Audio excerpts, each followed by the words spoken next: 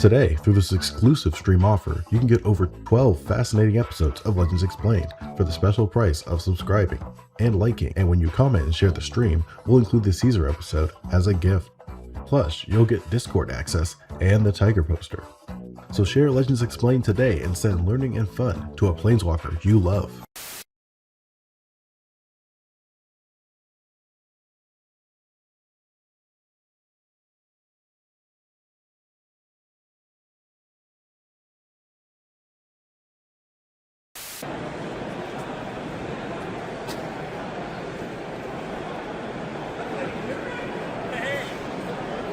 I admit it, raccoons are kinda delicious. Gave me a plate of raccoon, now it's finished. Coon dripping, cause the meat's so greasy. How do you cook a raccoon? It's so easy. First you gotta get it, no hair, gotta trim it, and take it back home while it's alive, don't kill it. Grab a skillet, high heat, gotta grill it, or throw it in an air fryer for 10 minutes. No, I'm not kidding, it's always been that easy. Raccoons are fair game. I used Imperial Rome as the model for my legion precisely because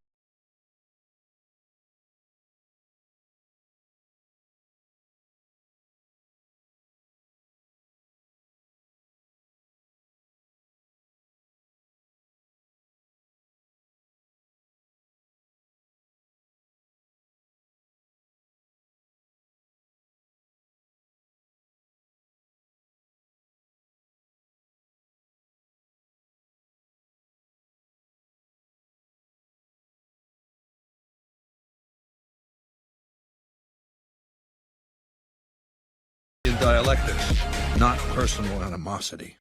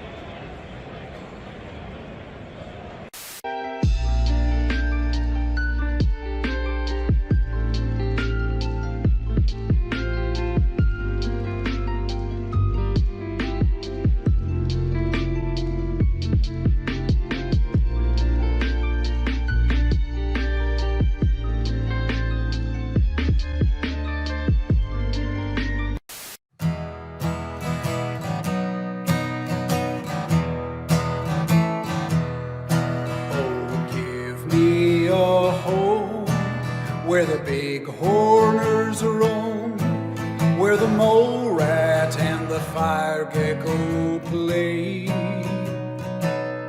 Hey, I just wanted to thank my channel members real quick for the support they offer. I really appreciate you guys. Y'all basically validate my attempts to do this whole YouTube thing over the last 4 years, and I really do appreciate you. Specifically want to thank Delude, Daedric Soulslayer, Damian Black, Lynn Collins, TCPI, Knuckles Gum, Xander Valor, and Spleen Munchin. Y'all actually rock. Don't even want to take this moment to ask anyone else to join. I just want to thank you who are currently here. Of course, I welcome anybody else to join, link in the description, but thank you if you're already supporting me. It does mean the world.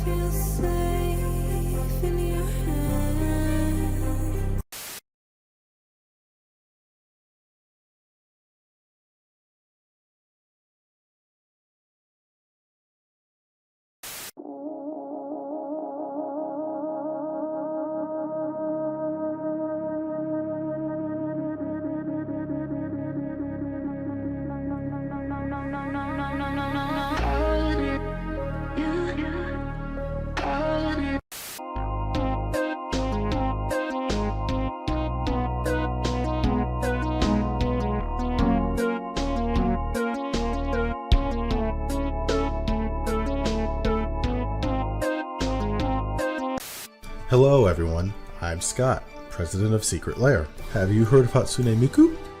Today, I'd like to announce a new collaborative project featuring Hatsune Miku. Secret Lair, featuring Hatsune Miku. Hatsune Miku exists in a software called Vocaloid.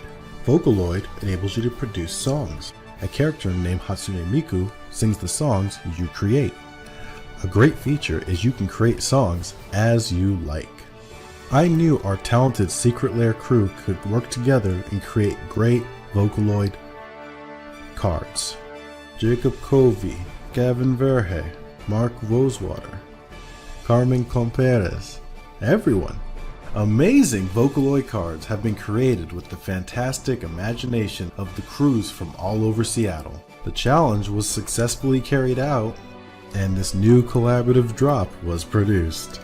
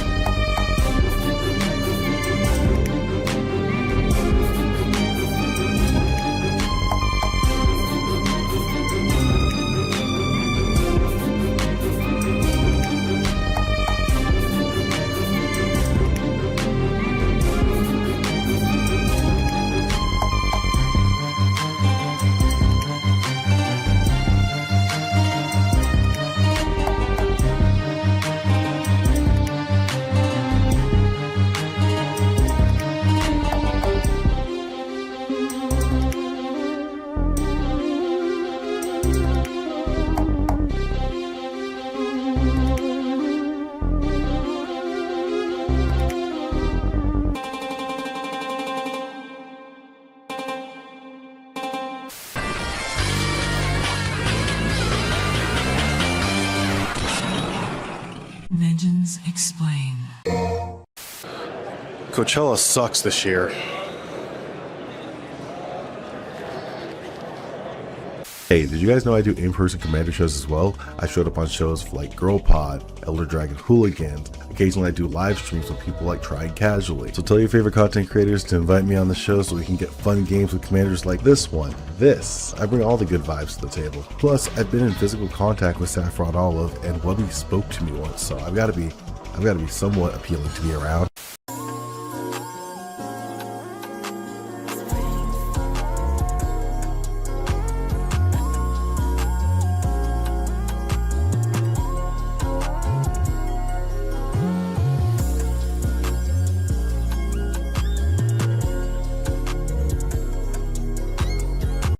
Today, through this exclusive stream offer, you can get over 12 fascinating episodes of Legends Explained for the special price of subscribing and liking. And when you comment and share the stream, we'll include the Caesar episode as a gift.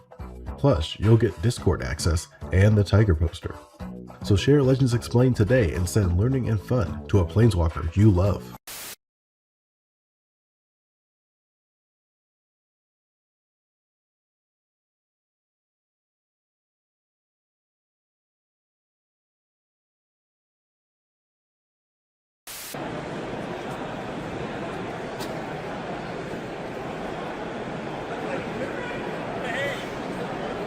I admit it, raccoons are kinda delicious. Gave me a plate of raccoon, now it's finished. Coon dripping, cause the meat's so greasy. How do you cook a raccoon? It's so easy. First you gotta get it, no hair, gotta trim it, and take it back home while it's alive, don't kill it. Grab a skillet, high heat, gotta grill it, or throw it in an air fryer for 10 minutes. No, I'm not kidding, it's always been that easy. Raccoons are fair game. I used Imperial Rome as the model for my legion precisely.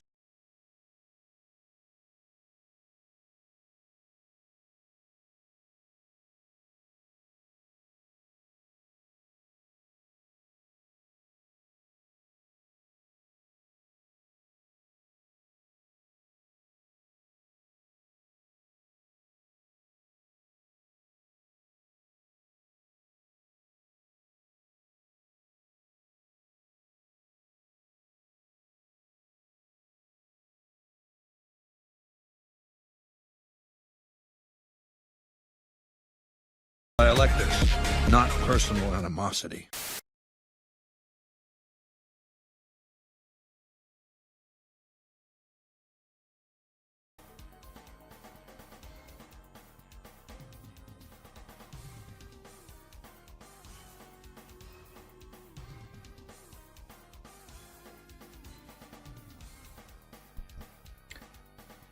Yo, what's up? Can you guys hear me?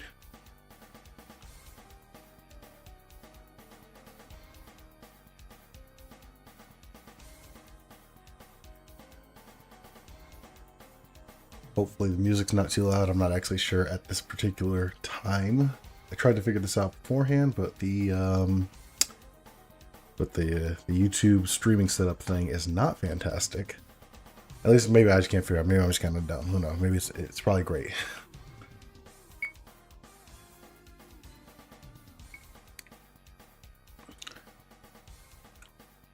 Wonder how.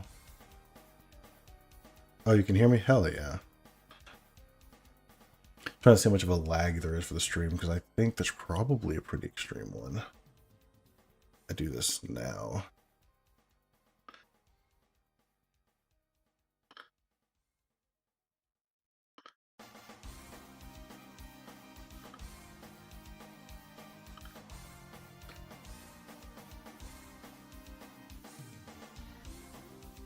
Oh man, there's like a 15-second delay. That's crazy. Oh my god.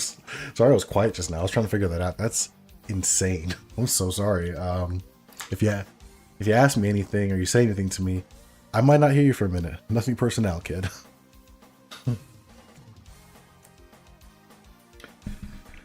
But yeah, what's going on? Zenmosh, Crizzleton, Protopon, Lynn Collins. What's going on, y'all? Daedric Soul Slayer. How you doing, fam? Oh man. Oh, these little icons actually look really cool in the chat. I wasn't sure how they were gonna show up in like a live chat, but they look super sick. you can still kind of tell what character they're supposed to be.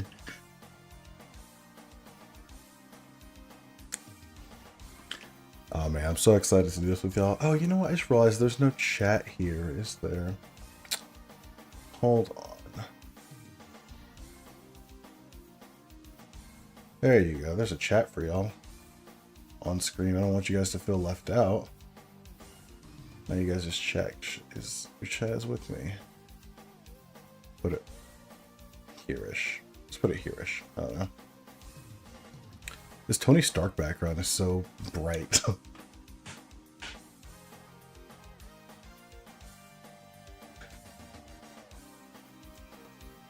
The icons are so extreme. I'm glad you guys like them. I'm glad you're getting into the spirit. Daedric Soul Slayer. Alright, hold on one second.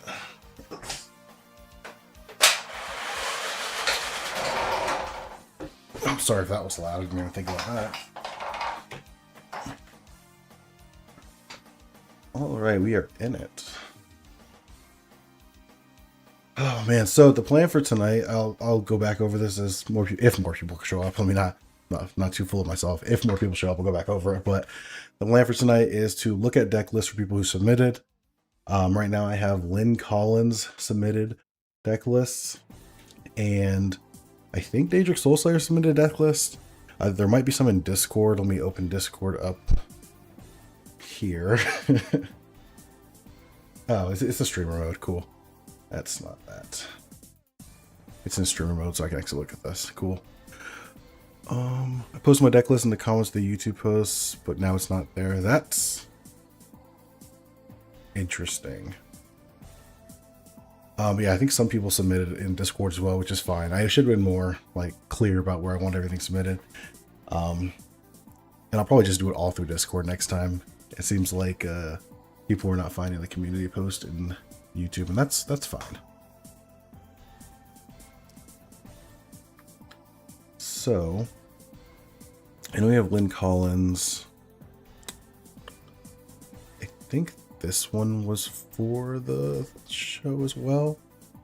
I'm pretty sure this was one of them, so I'm gonna actually open that over here. I've already got one of Lynn Collins pulled up. I've got Maestro.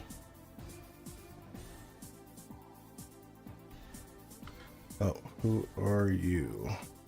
Let me disable this. Protopon. What's up, fam? Yeah, so anyone who still wants their deck list looked at, who didn't submit before on the community post, you can go ahead and drop your deck lists in the Discord inside of the deck tech section. Discord link should be pinned at the top, so you should always be able to find that if you're not already in it. But yeah, go ahead and drop it in the deck tech area, and I will take a look at your deck. I'll add it to the list. But yeah, so we're looking at deck lists until that's not fun to do anymore. And then the other thing I was planning on doing, if we want to and if people are up for it and have a nice setup, is do a little bit of spell table. Just send the Moxville link in, yeah, just send the Moxville link in Discord. Mine should be Corvold. I never got around to Hazel. Damn, I'm ready for my decks to be flamed. I don't plan on flaming those decks. I just want to help like upgrade them, build them up, make them the best they can be. Mine should be Corvold. Where did you put your Corvold link, Daedric Soulslayer? And oh my god, my baby keeps falling. My wife's down there with the baby, and I can hear him. I can hear him doing like the thud. He's on a soft mat thing. He's not hurt or anything, but I know it's late, but do you have an open space for me to post on this? Yeah, go ahead. Yeah, everybody just post in the Discord. Let me make a little update to this pinned message for people who come in, because I want everybody to see.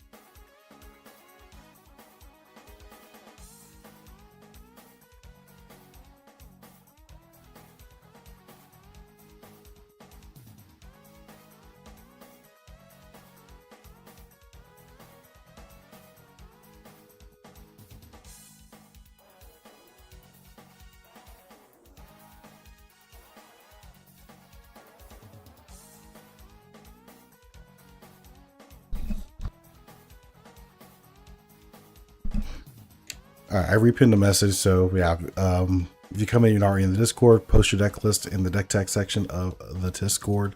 That link will take you to the Discord, and we'll always make sure it was live, and we'll all hang out. Cool, I see Zenmosh added your thing. My baby is, oh god, 17 months old. What month are we in? My baby is 14 months old. I know how old he is, and his birthday, I just did not remember when. Did not remember what month we're in because I'm getting older. But yeah, he's walking, he's talking, he's vibing, he's killing, he's sliding, he's chilling, you know. All right, so I see we've got right now we've got a line of Lynn Collins, absolutely the first one, posted their deck list. I don't know, I don't want to assume anyone's gender here. I assume Lynn Collins, you're a girl, but I don't want to assume anybody. So if I say there, you know, That's why I'm doing that. But Lynn Collins and Absolute first. They posted the deck list first. Then I have Maestro. Gonna have Zenmosh. Windsor the Wiz. That is Daedric Soulslayer. Also, welcome.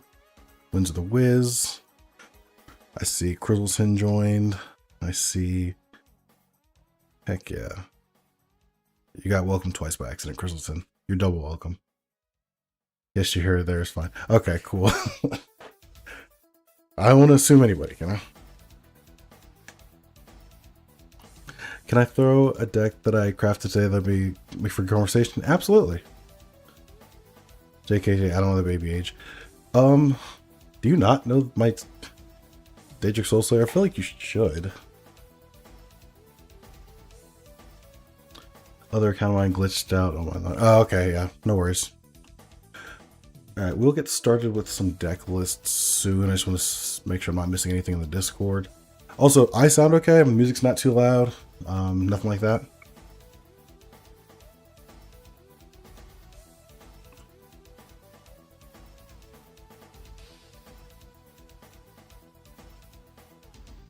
Take off this tab here.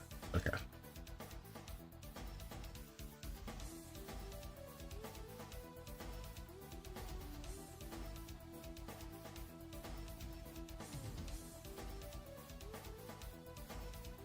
Read all around. Sound is solid. Cool. All right. Dope. Music is solid volume. All right. Awesome. Yeah. Right now we're just listening to the Marvel Superheroes OST because felt right, you know, based on recent events. But we'll switch it up as time goes on.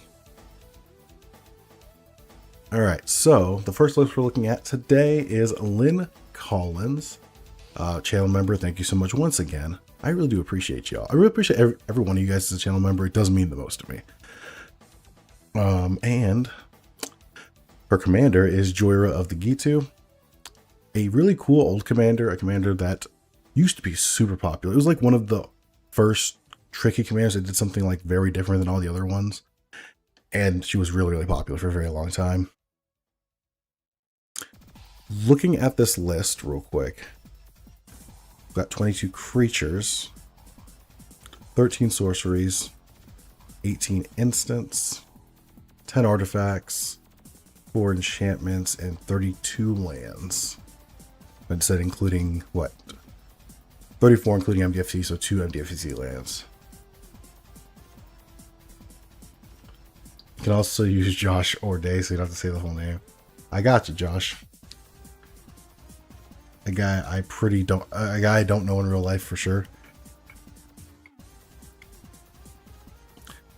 All right, so let's start with the land base. I think that's always the easiest thing to do when you're looking at decks, because you know the commander, you know the CMC of it, you know, and if you already know what it kind of wants to do, lands are pretty easy to look at. Got Ancient Tomb, Cavern of Souls, Cascade Bluffs. What is that? 13 basics, Heavy Islands. Mystic Sanctuary, River Pyre Verge, this is really good. Of course, you got your Scalding Tarns, Stormcarved Coasts. All right, I mean, and you got your Filter Land. So first thing, actually, before I get into this, Lynn, did you want to jump on voice chat? And anyone, if I look at your deck list and you want to jump on voice chat, you're in the Discord, let me know. We can talk about your deck like live, so we don't have to, you know, I have to guess if everything. If you want to, let me know at any point. But yeah, so first things first, you're running too few lands. I know that Joyra is a very is a relatively low cost CMC thing, and its effect is very low cost, so that's pretty good. Let me hold an Ancient Tomb. Yeah, right. I think it's pretty cool. I know that you're cheating out your big spells, so you want to, you know, use Joyra's effect. You don't want to have to pay actual mana for it, which makes a lot of sense. But here's the thing. You still have to be able to cast Joyra, and you want to cast her on curve. The Selesnya Reanimated Expedition Stream, hell yeah, check that out. So you still want to have the correct amount of lands. And I know the Salubrious Snail Calculator says one thing, and Rebel AI says another thing. But I personally, I start all my decks at 38 lands. I used to start at 36. I think that's too low. I think you should start at 38 and cut from there if you need to. Right now you're at 32, and I know the MDFCs do count. Actually, which MDFCs? We're running Stink the Stupor, so that's the Bolt one. And we're running... What is the other MDFC? Probably missing it. Oh, Hydroelectric Specimen. So 2 Bolt lands. I'm not sure about voice chat. Yeah, no, literally no pressure also, by the way. I just want to give everyone the offer. Chill in chat as long as you want. I am no pressure. Yeah, I think you should bring up her land count, because if you do have to hard cast anything, like you do run other spells like the 10th Doctor, the 9th Doctor for your time counter manipulation. You got Open Hawker to help with that ability cost for Jorah, which is pretty good. Jorah's Time Bug, of course, is very, very good. But yeah, no. And for the 4 lands I would add, let's see. You got Steam Vents. Yeah, you've got Training Center. Okay, cool. Oh man, the Altards always get me. Run basic. I mean, first of all, you could throw like 2 more mountains in there if you really wanted to. I know you're probably leaning much heavier blue. Yeah, you're leaning much heavier blue. Okay, so maybe 1 more mountain. But some of the fetchable. Are you running the?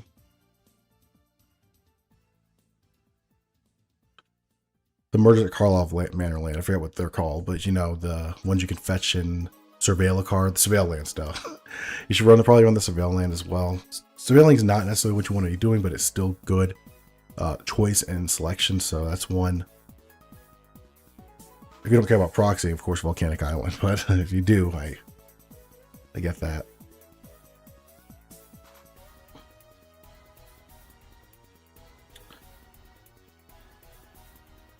Let's see, real quick. EVH Rook. Right. I just want to look at the land names. Can't remember all of them right now because I'm old.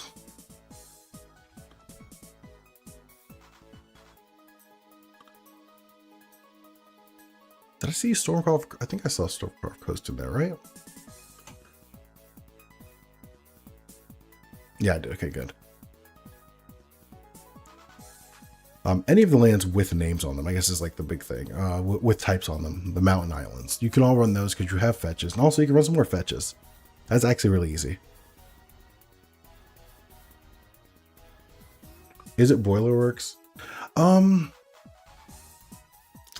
don't like bounce lands unless the deck has a specific use for them, but Is it Boilerworks is actually fine if you want to. It's a personal thing for me. I don't really like bounce lands. I don't like that being one of the lands I gotta play and then bounce a card back to my hand and then discarding or whatever. It just kind of feels bad.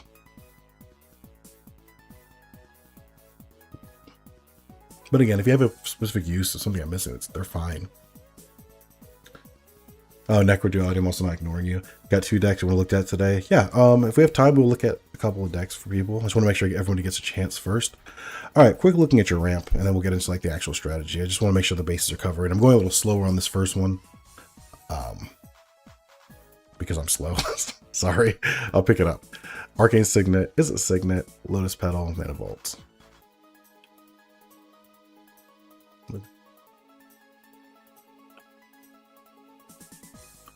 Soul Talisman. You got good ramp pieces that are, and ramp pieces, of course, that are relevant to your strategy, which I really appreciate. Soul Talisman and all that is good. Clock Spinning is one of those. All right, so as far as your actual strat goes, I don't have a lot to say. I think they're actually pretty good. Star Whale's really cool. You're running Eldrazi. Consecration. Like, this is a very powerful deck.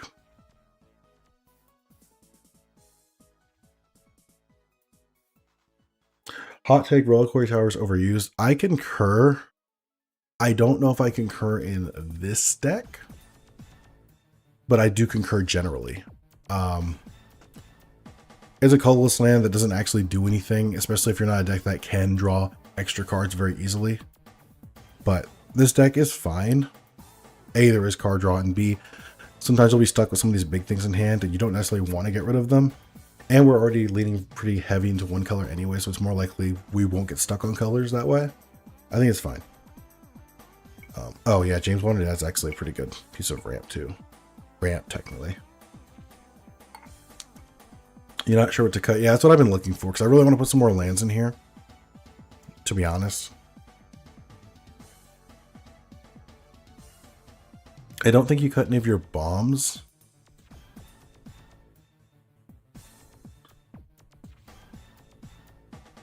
Tygam feels interesting.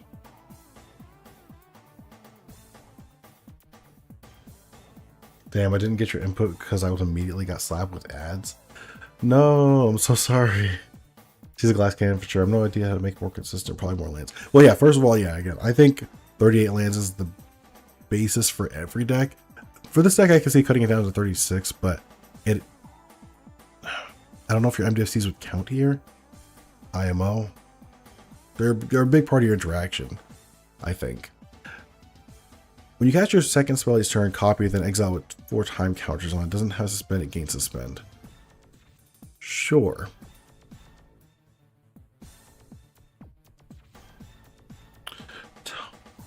I hate that when you're at that point in the deck, you know what to cut it. Absolutely. Can you tell me why you're running Tygam? Because suspend, if I'm remembering correctly, and listen, I'm old. At the beginning of your upkeep, remove a time counter from that card. When last is removed, cast without paying its mana cost. So that's going to be the first spell you cast your turn. So I assumed you wanted running that to copy the thing you suspended, but you won't. That won't likely happen unless you have a spell in hand you can cast on the stack beforehand. And it doesn't seem likely. So this might be a cut. IMO. This card's insane.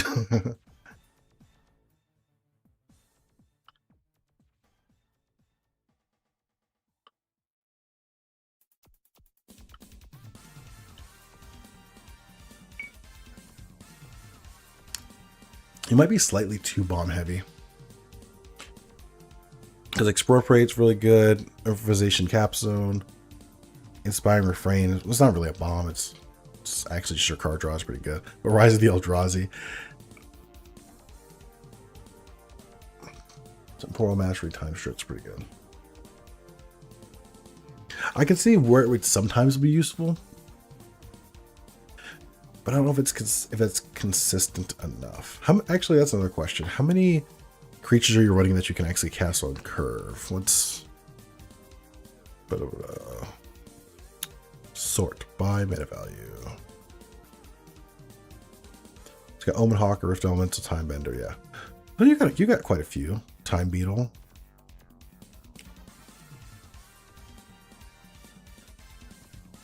Sure. Let's say up to Aeon Chronicler are pretty castable.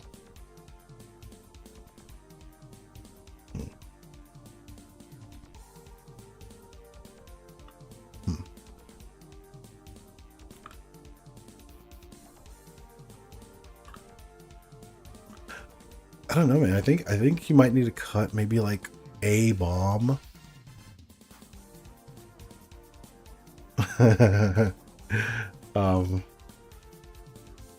I wouldn't cut Worldfire. I was looking at it, but I wouldn't cut Worldfire. I like Worldfire actually.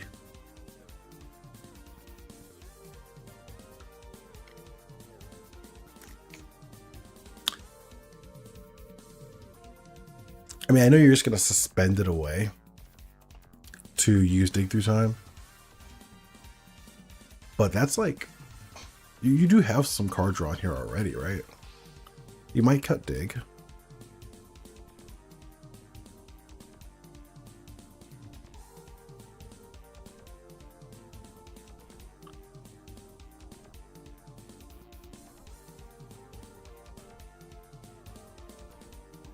And why Ponder? I'm not saying Ponder's obviously a really good card.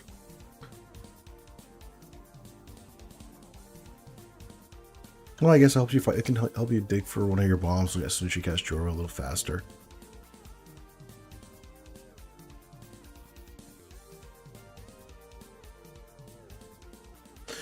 Yeah, I think you need... I'd pick a bomb. I would cut it. I might cut Tygam, because you do still have a decent amount of creatures on curve. What is this card? Shadow of the Second Sun. Enchant player. At the beginning of enchanted player's post-combat main phase, there is an additional beginning phase. Okay, gotcha. I see. Very good. Yeah, I'd cut at least. My big suggestion, the deck is really consistent, so I can see why you're having a hard time cutting. I'm looking through it right now. I'm having a hard time cutting things. A bomb of your choice. But you have some, they're all really good. This is tough. This is tough. I'm not even gonna front with you. A little like scary, but you know, like you have a bunch of scary things already. The Annihilator 4 though.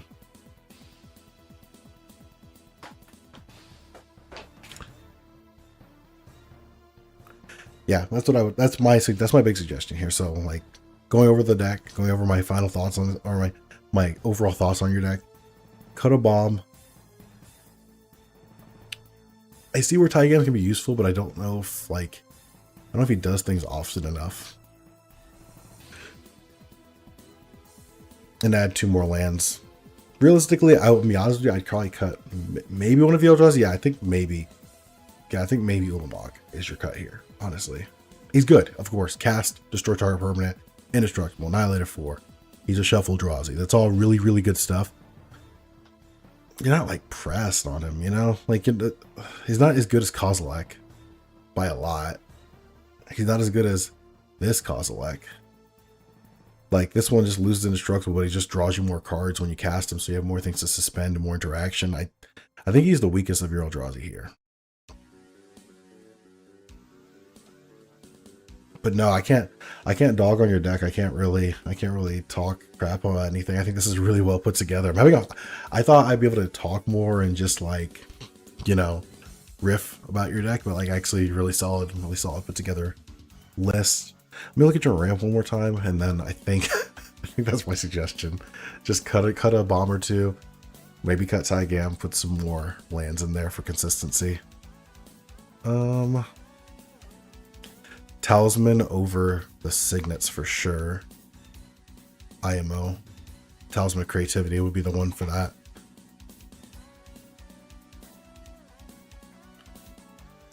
Yeah. And otherwise, I think you're solid here. I like your list a lot. I wasn't doing letter grades for this. I wasn't planning on doing letter grades for this, to be honest with you, but this one's exciting. No one else is getting a letter grade. Unless I think it's really good too, because I'm not trying to hurt feelings live. But this is a solid like A- territory. I really like this deck. Thank you so much, Lynn Collins. I really appreciate you letting me look at your deck. This is a very fun one. All right, and who was next? We have Eskenstar. Who was that? That was Maestro, right? Oh, we got more people too. Sick. I'll add y'all, open y'all up on the list here so I don't forget you. And Protopon. Okay.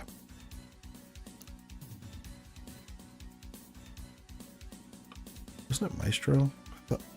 Okay, here we go. Is Maestro here today? I'll still look at your deck and everything.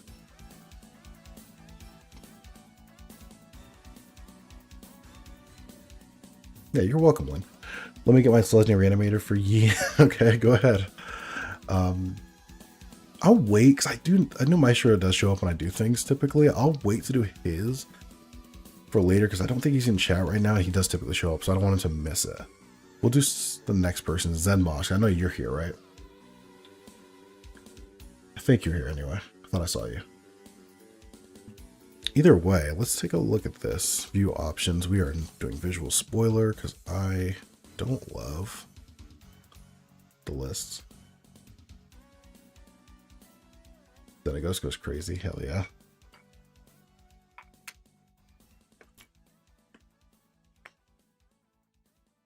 So we have the Indoraptor. Okay, cool. Vibes. Indoraptor, the perfect hybrid.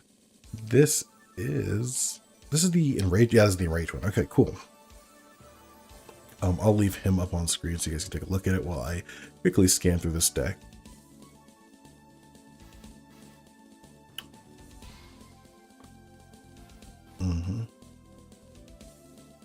Have I looked through your deck before, Zedmosh? Like, have you submitted this one on stream before? I feel like you have.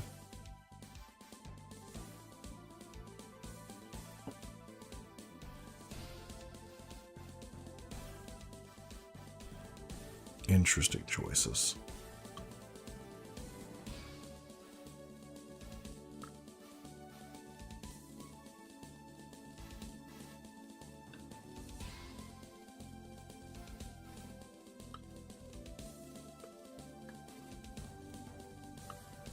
Not yet. Okay. I think somebody has put an Indoraptor deck on I think somebody has put an Indoraptor deck on the stream before. If not you, that's fine. This is an interesting list so far. I'm like speed reading your whole deck real quick. Damn, Hammer of Perforos. Oh, I did get a reprint Edge of Eternities, that's why it's... Yeah, I haven't seen that in a while.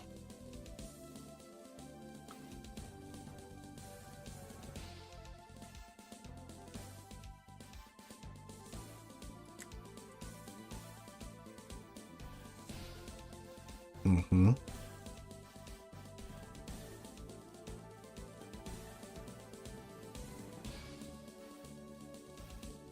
And land count's solid. The count is solid. The land choices are a bit questionable, I'm not going to lie to you. There are some proxies. Oh, you mean like dual lands? I don't, dude, that's fine. Who cares? Like, it's Commander. If there's a place that proxies should be ran, it's right here. Oh, did the music run out? Oh, weird. Hold on. I gotta find video game music, else I'm gonna get my stream canceled again. It happened last time. It was very annoying. Let's do Marvel vs. Capcom 3. I just realized we were listening to songs that we've already heard before. I was like, what's happening here? It feels odd. Alright. So, let's look at this list. The outpost and deck text is... It's not for the stream, so it's easy to spot. Okay. So, your lands. Just on the face of it, beginning Temple of the False God. God, interesting songs are right. Temple of the False God is as a land that exists. I don't think people should run it. Just almost ever. Colorless decks, maybe sometimes, but realistically, no. Also, the Strangled Cemetery, all of these 13 life or less lands, I think, are bad for Commander. I mean, I don't even think they are bad for Commander, because everybody starts at 40 life. And yeah, sure, a player might lose 27 life very early in the game and you get to cast this, but this is almost always just a tap land for you, so I probably wouldn't run it. Riveteer's Outlook I actually think is fine. Like, it's not great, but like, better than Evolving Wilds, which I think you're also running. Yeah, Evolving Wilds. Yeah, the Kondazu Refuge, the gain life lands, you can also cut those. Just, you want to get as few tap lands in your deck as possible. Also, you're running the filter lands, which are bad early turn plays. You've got a bounce land. You know what? I'm going to do this one real quick. I'm going to duplicate your list, and we're going to work on this one right now. Duplicate from Zedmosh. Because I think I just want to like get this land base cleaned up, like right now.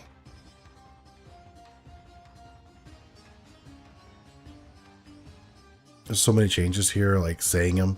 I could save them to you, but I'd rather just like give you a list that you can look back and make those changes to the lands right now. I should have done this for you too, Lynn. I'm sorry. I didn't even think about it.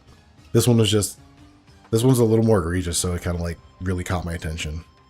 We can go back and look at your list if you want before we're done here. We're taking out Evolving Wilds. Festering Gulch, we're removing. The Foreboding Ruins is fine. Refuge goes, so we've got a Rakdos land and a Golgari land that we need to put back into here. Land bases. We're going to go to Jund. So yeah, we want all our shock lands, of course. We can start right there. As I do not think you're running any of the shock lands currently.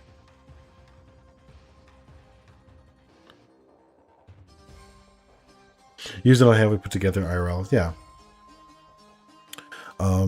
No, that's totally fine.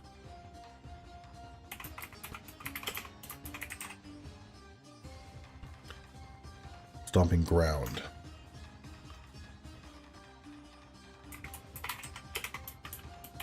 Blood Crypt. And the other one, Overgrown Tomb.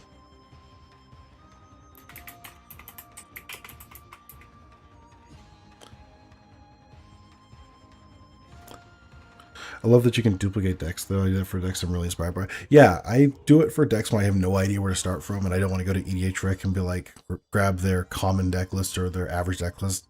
Because the average deck list is always bad. It's averaging deck list, but it could also be averaging... If a deck can play like 4 different strategies, averaging all of those, and you get really bad. You end up getting a really bad deck, so this helps a lot for focusing down. I feel like I'm going to zoom out just a little bit here. There we go. Felt really close up. I don't want to run the... Oh, wait. Before the filter lands, we're going to get rid of all... Make sure we get rid of all the gain lands. Terramorphic Expanse can go 2. And Temple can go. You're not running any of the check lands right now, right? Nope. Okay. So, real quick. You can run tri-lands. I don't think you need to.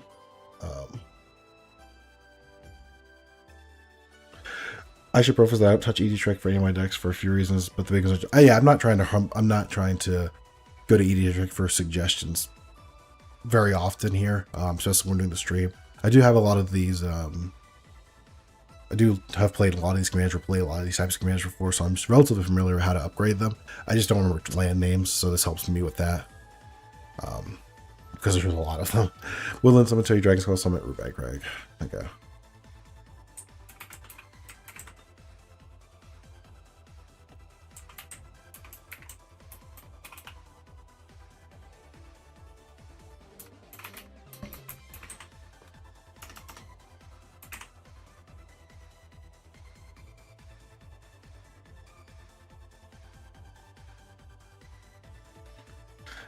Yeah, I definitely don't, I don't not suggest anybody go to EDHREC. EDHREC is a very, very, very powerful and good tool. It just like any tool, you need to use it correctly. Else, yeah, you get a lot of homogenized lists that just feel bad to look at.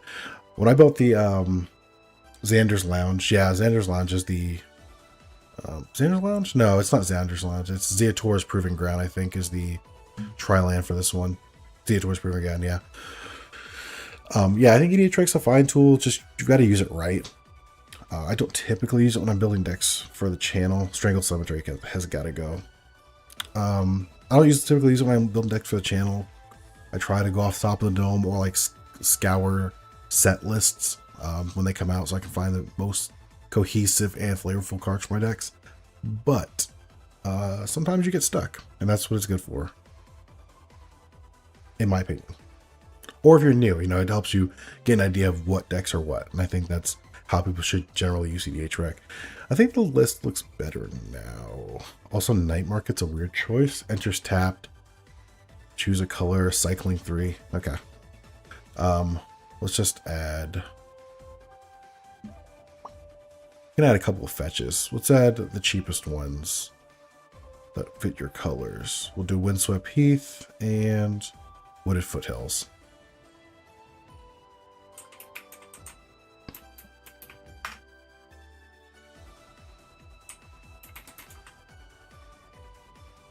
Alright, so cool. I've been getting very good at searching via Oracle text for what I need, so I just do that. Oracle search is what I try to do. Also valid, also fair. I don't mind doing that either. That's a very valid way to build decks. I don't even typically do that too much because I've just been doing this for a while, you know. I have not. This is not a brag thing. This is actually a bit sad, but I have a lot of cards memorized, so I don't. Especially for a lot of these more common strategies. This is not super common, but Jund in general. You know, I know a bunch of Jund cards. Invictus Asmadi is one of my favorite commanders. I played that for years. So. I also like the Time Counters Commander from Lin. I also played that deck at one point or another. I love how you can add any other fetches. I mean, like, as long as they're on color, then as long as one part of it's on color, you can add whatever you want because, you know, color identity rules. Fetches are really useful for that. So let's start with. Here's another thing. You guys have probably seen this if you ever looked at my list after a video, that I go and I enable tags when I want to figure something out real quick.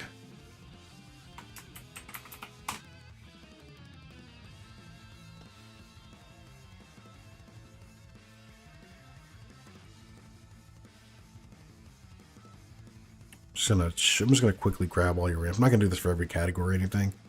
I just want to quickly grab all the ramp pieces that you have in the deck and see where we're at with that. 'Cause that's another way that people get tripped up pretty easily. You're running a lot of weird cards in the deck, and we've got to really take a close look and see if the weird card is really a boon to your strategy more than it is just cute for the sake of being cute.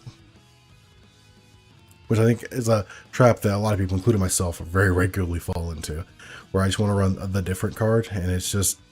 Not you shouldn't run the different card just for the sake of it, but like you are probably hurting your decks consistently to the point where it's not worth it. Maybe you just run the staple sometimes. And I personally run into this a lot.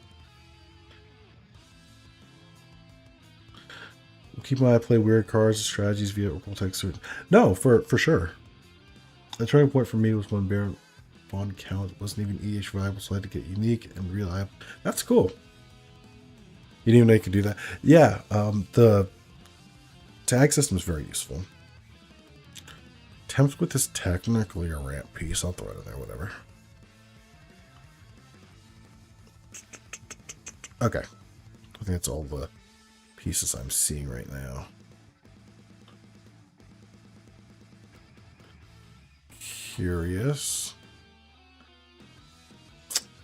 Zemash, are you one of those people who don't run Soul Ring because it's not very cash money? Which is not me attacking you or anything. I get it, but you are still running the Arcane Signet. I'm just gonna call you out a little bit on that. But yeah, you've got 12 pieces. Not Traverse. Did I miss one? I probably missed one. Oh god.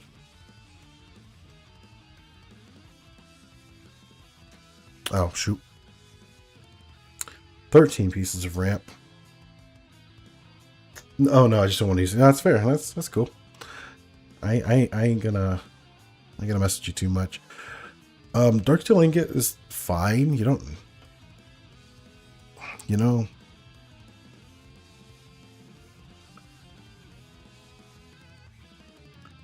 Yeah, you don't. It's a ramp piece. Like, this is one of those cards. Like, it's fine unless you have if you have a reason for running an indestructible artifact. Darksteel Ingot is good, but if you don't, it is just kind of cute. You could run even Commander's Sphere. Might be more useful here because it's a piece of card draw when you don't need it.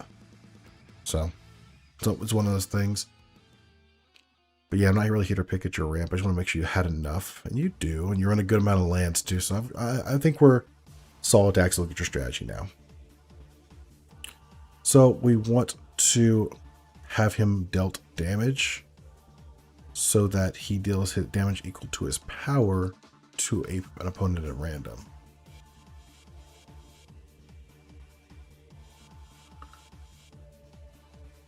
Oh yeah, Bastos Collar is crazy in this deck, huh? Whip of Erebos as well.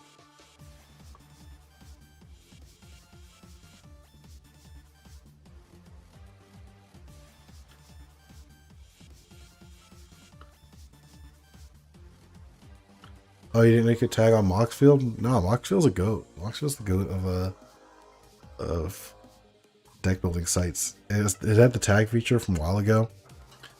It's really, really useful.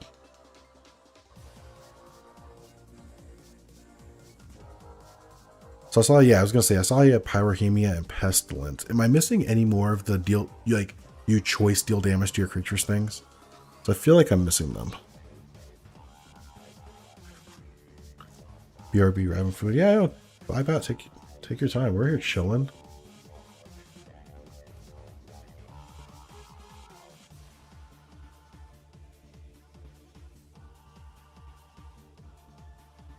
No idea letting it where I'm at wisely. I'm there. Yeah, I got you. No worries. Yeah, I see a lot of powering up your creature. Like a lot of things that power up your creature, but do you have a way other than Pestilence and Pyrorhemia to just like...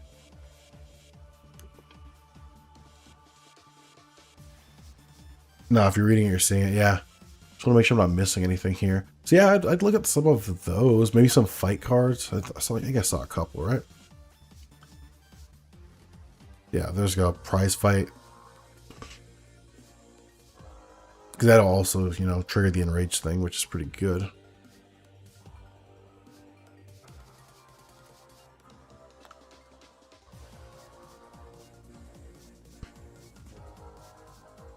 March of the World Ooze feels more cute than useful. I'm not gonna lie to you. Fight spell, swinging. Yeah, for sure, for sure. Swinging also, you know, solves the problem as well.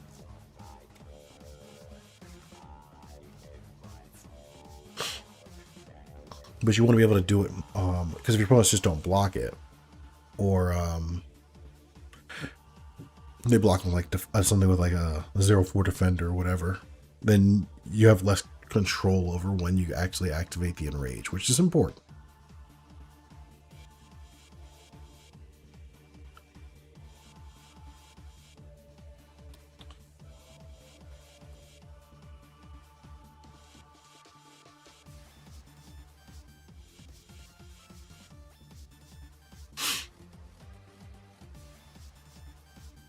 Oh, Dark Endurance, that's pretty cool. Buff your guys so it can't die. Alright, make him indestructible so it can't die. Self-destruct is pretty cool.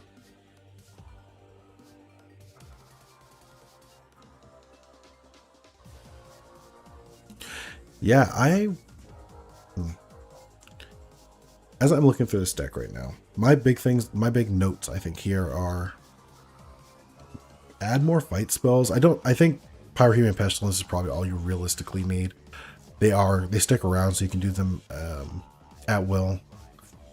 You have a lot of power doublers. I'd maybe drop a couple of the power doublers and put in some more of the newer fight spells. A lot of them have come out recently with well, all of the sets. A lot of fight spells have come out.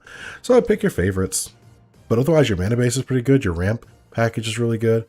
You know, cute things like Dark Seal Ingot, you know. Again, I think Commander Sphere is just all better, all around better than that. Unless you need it. Unless you need an indestructible artifact for some reason. I don't see a reason you do, necessarily. Blazing Sun. This card is insane in your deck, by the way. Yeah, those are my big notes. I think you have a good solid base. Now you have a good solid land base, which I think is good. Yeah, he absolutely will die a lot. Which is fair.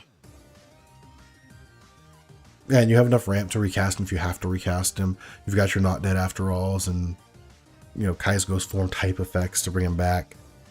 Make him indestructible, he's protected. I think you got a good solid list here. Maybe a little more choice interaction, that's about it. I've got no notes. Good deck. Like it a lot. Thank you for letting me look at that, Zenmosh. You're pretty cool, fam. Alright, who we've got next? Bumble Onage. Now, if I am correct in remembering, I think... Oh, hold on a second. Whoop. Discord. Make sure I'm not forgetting anybody. Oh, Cirrus the Skeptic. Lands.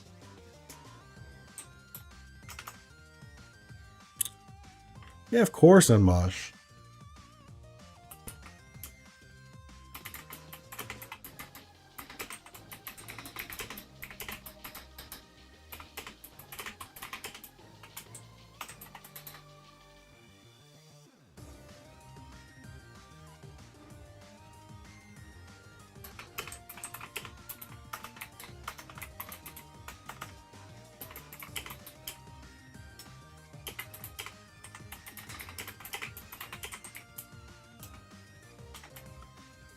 Let me grab this stream link real quick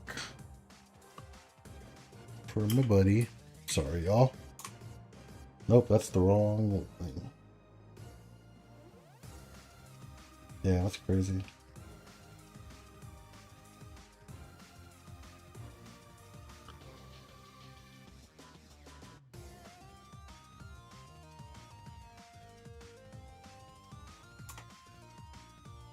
All right, there we go.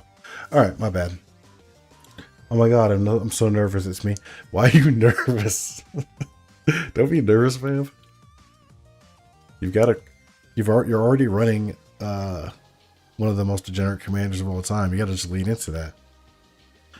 All right, so it's Corval the Faker's King.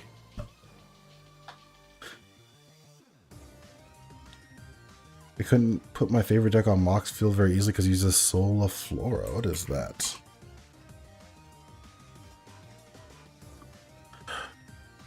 Huh.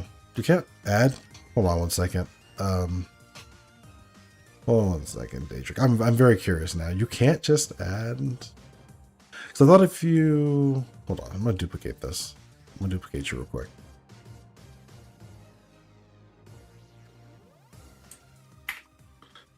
Sola Flora, nope.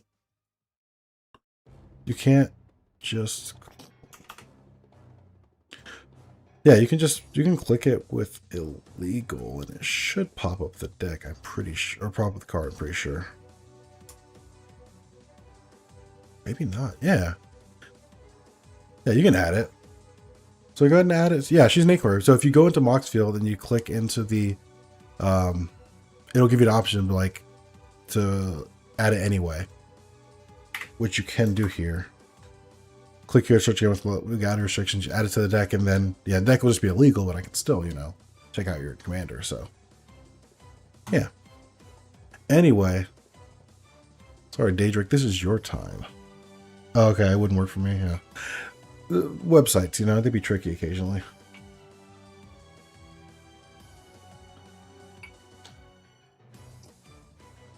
Alright, so Corval. Pretty cool commander, pretty degenerate commander. We got the Lilia. Okay, so I guess I do need to duplicate this because I am not about to look at your foreign cards. We're going to switch that printing real quick.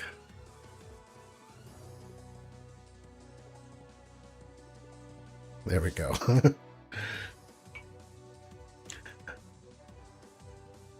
Yeah, Infinity cards are really cool. All of the Silver Border, well, not all of the Silver Border cards. A lot of Silver Border cards are pretty cool. All right, yeah, we got Leo General. I'll just keep this up and we'll look at the whole deck real quick.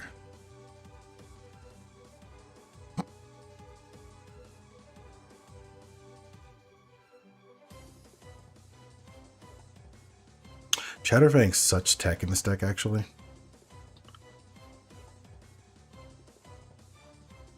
Welcome back, Necro. Frosh is very good.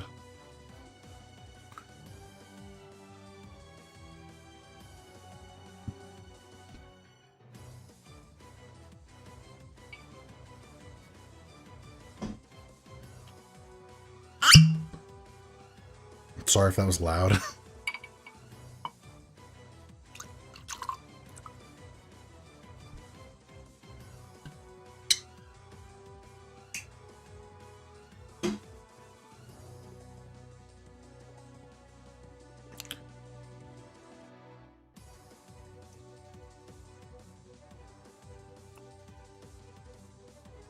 Prosh is signed by Voxy? Hell yeah.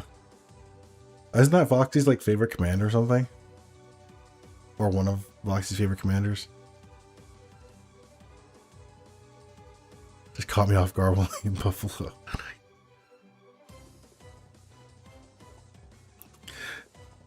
All right, Daedric, I just quickly scanned your deck and I speed read it. All right, there were some things I noted off the rip. I know it's Corvald, and I know he, you know, doesn't need as many. I know he doesn't need as many lands as other decks because you're Jund and you have ramp and stuff. Yeah, I believe I saw her at Dragon Con. Dope ass basics. These basics are clean though. I really do like these. Do you have these in real life? I'll find out. Yeah, anyway, you got a lot of ramp because you're in green. I'd still, again, personal take. I don't think most decks should run less than 38 lands. I don't know what the creator consensus is, or the smarter people at EDH Rec or Rebel thinks for sure. I know they're all different numbers, but genuinely, I think 38 is where you should start. Just off rip.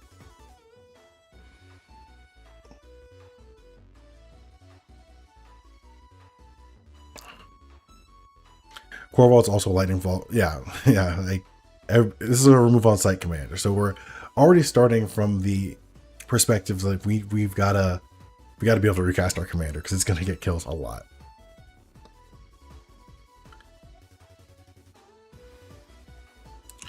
I do like that you have a lot of things creating tokens, so that you have things to sack for Corvald. It's pretty good.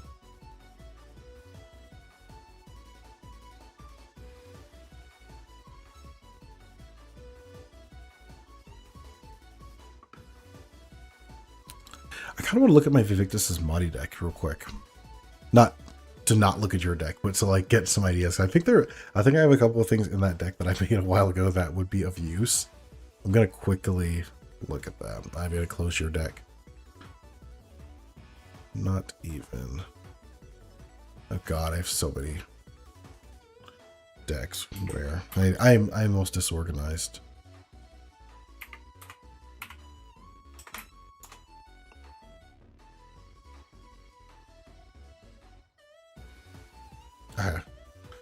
Vix is my YouTube. What do I have in tags? I didn't tag anything? Okay, cool.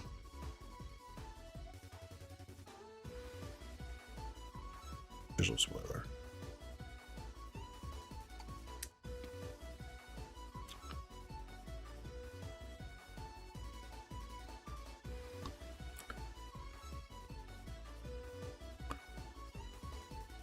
And I also want to be clear, this deck that I have is already just functionally worse than yours. I'm just looking for some things that I'm forgetting.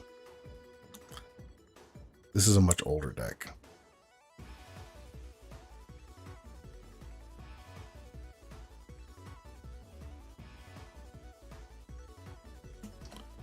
Yeah. Yeah, Moldavine Reclamation is probably not a bad choice for your deck here, honestly.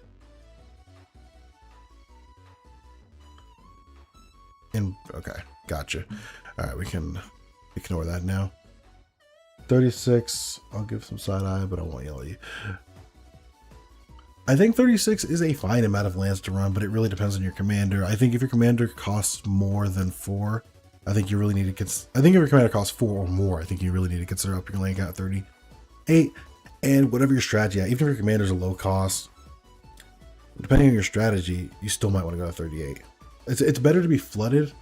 It is always better to be flooded than to be dry. And if you run lands with effects and utilities or MDFCs, it's like infinitely better to be flooded because you're more likely to draw those.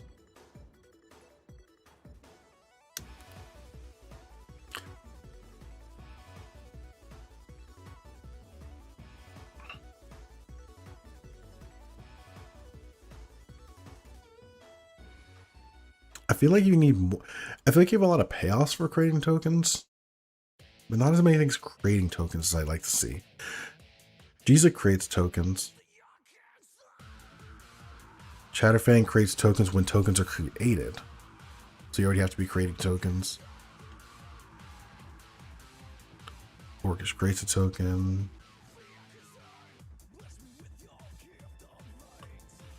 Meiotic Slime's pretty cool here.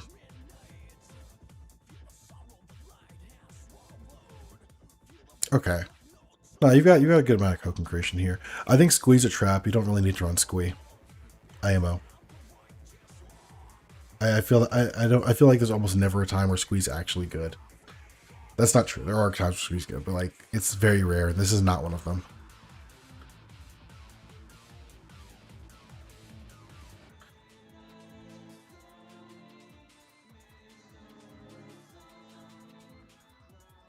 I also love this track. It's yeah, not Theme of Dante. It is The Time Has Come and So Have I think from Devil May Cry 2. The time has come and so have I. You laugh last because you came to die. Adding Devour, yeah. Charge Ignition is fine in this deck, but not as good as you think it is. IMO.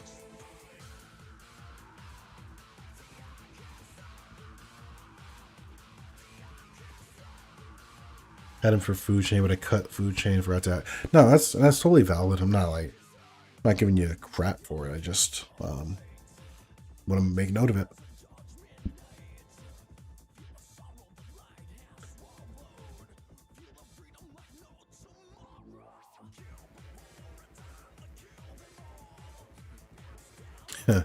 Mortuary. Kind of forgot about that card. Yeah, you have a decent amount, like, you know what you want to be doing here. I think there are, I was looking at my deck just now. I think Moldavine Reclamation is a pretty cool card for your deck. Something you could consider doing. And there's another one. So one other thing I was going to suggest to you, but I am blanking on it currently, unfortunately.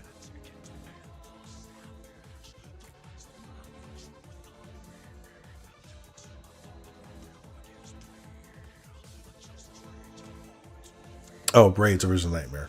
It's also payoff for sacking. It also gives you another sack outlet. It's not a sack outlet, it's a triggered effect, but it's pretty good. My Cloth is also good for token correction. I thought we were running that. Did I miss that? No. Maybe we're not. Also, solid suggestion. But otherwise, your deck is very good. Your ramp pieces, I've seen a lot. You're ramping fine. Yeah, definitely cuts Squee. Definitely cuts the other card I just told you to cut. Oh, you are running Braids. I'm stupid. My bad. You're absolutely running Braids. Yeah, no, this deck is very solid. Moldavine Reclamation might be like the thing I would suggest. But this is a very well put together deck. It's kind of a weird mana dork. But no, you got plenty of token production, plenty of token payoffs, sacrifice outlets. No, this is a very solid deck. I think you did a good job.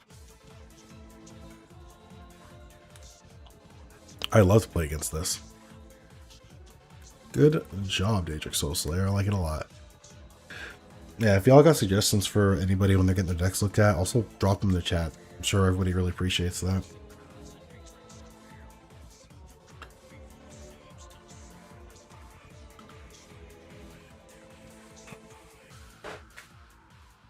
He's there for the death touch. Yeah, I mean, it's a creature to sacrifice too. I guess it's fine. What is this? Oh, Theme of Deadpool. Okay. We can close that. Good job, though. I like your deck. This is profile picture. Okay.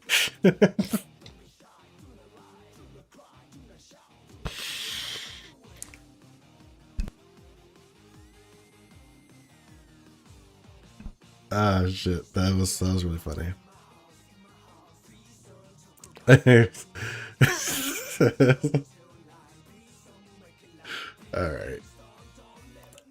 Alright, let's look at your deck. Ponder Might Ward, Dimir, Spellslinger, Grind, Storm Control 4, bracket 4. Alright. Oops.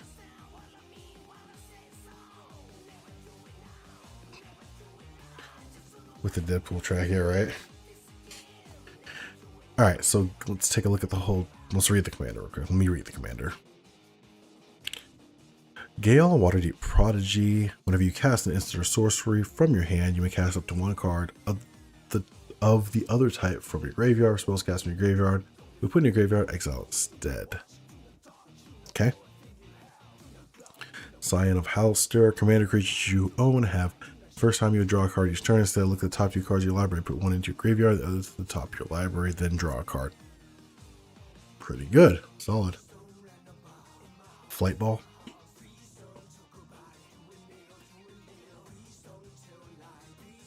Okay, so you want to, I mean, you want to fill, it's Dimir graveyard stuff, huh? I'll probably increase the speed a little bit. There we go. Nightscape's a good piece of ramp. Careful Study's really good. Oh, how does that work with Ponder? The first time you draw a card, so you'd have to cast it.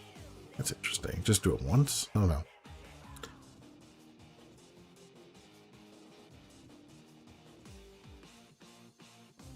A lot of Spellslinger stuff I see, yeah. This makes a lot of sense. Mission Briefing. Everyone forgot about that card. I didn't. I bought 12 copies of that when that came out because I thought it was going to be the next thing. It's not the thing. It did nothing. It did nothing in Standard or Modern.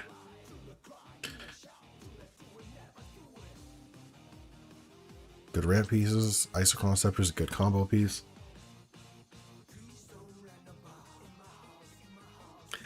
So this is a deck actually where I'm going to say you don't, I mean, this is probably going to sound obvious to y'all, but like, I don't think you need as many lands in this deck. You do got to still cast your commander, of course, which is a 3-drop. You got to cast your background, which is a 2-drop. So you go 2-drop into 3-drop, and then just going to town, casting your big things, or casting all your spells to trigger the ability of your commander. You've got a decent amount of ramp in here. The Nightscape Familiar, and if you're running the other, you're not running the medallions. Okay. But still, you have a decent amount of ramp for what you're trying to do here. Your curve is so low. What is this, like a 2.3 or something? What is the curve?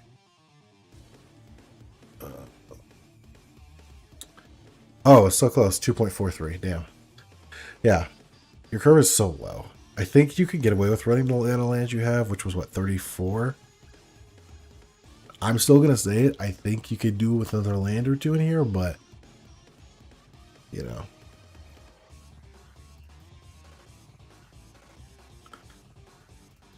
I think you could do it 2 more lands, but yeah, no, you have your strategy is very solid. It's very consistent. I already know that.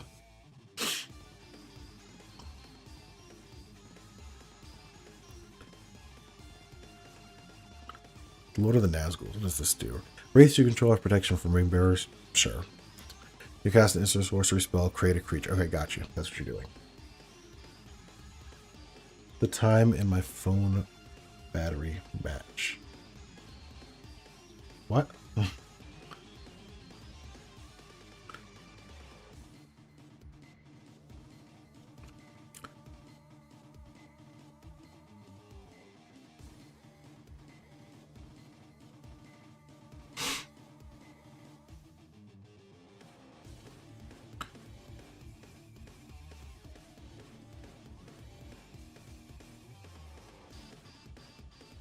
I'm putting Hidden Lair from the Marvel set.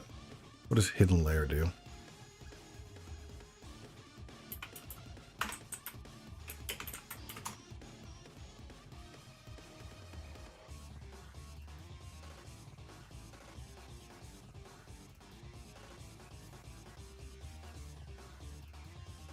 Oh, it's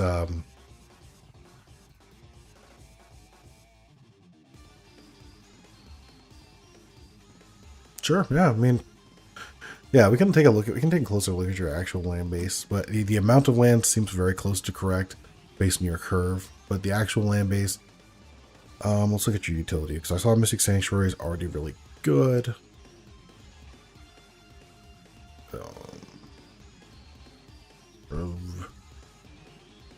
Yeah, you could add that what was that keyboard grip when you were typing?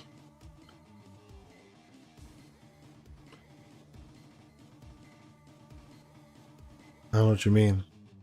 Like how was I typing? I've got this mic kind of in my way, so I might be typing weird. But I'm like looking around the mic, but I don't want the keyboard too far up for me. So maybe that's what you mean?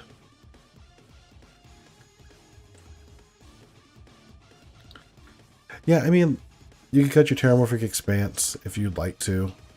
And you could put in the more expensive Dimir lands, but I think you've mostly got it. You don't necessarily need your fetch lands here, but you could run them if you'd like.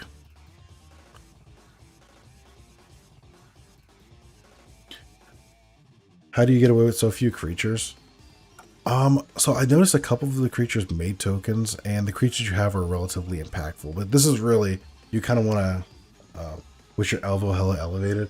Oh yeah, I'm just trying to work around my mic. I think it's just, this deck meant to be very explosive very quickly. So the creatures are less important, is what it appears to me.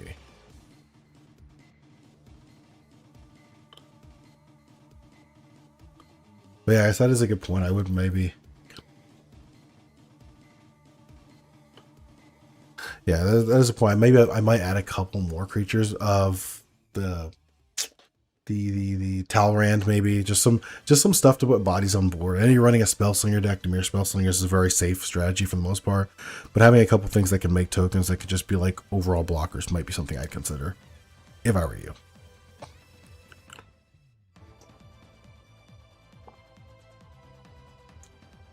But yeah, no, this is a solid strat. Do you run? What is Black High Tide called? It's the other one. You run black. You could run Black High Tide. This is not gonna be as useful because you run a lot of blue. You're almost all blue, right? Yeah, you're like 75 or 76% blue.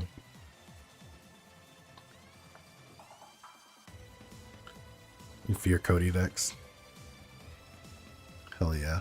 Yeah, that'd be my suggestion. Maybe a couple of token creators like Talrand. But no, you want to keep your strategy slim and clean like you have it now. Couple lands, couple Talrands. At most, I think you're sitting pretty solid. Bubbling Muck, that's what I was thinking of. But I don't actually think it's that useful in this deck now that I've looked at it closer. Because you're not because you're almost all blue.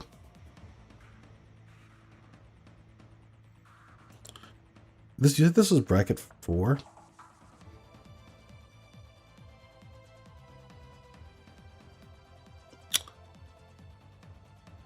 If this is bracket 4 and you're not worried about too much about brackets, I'd still run Cyclonic Rift. TBH. I think there's no bracket 4 deck.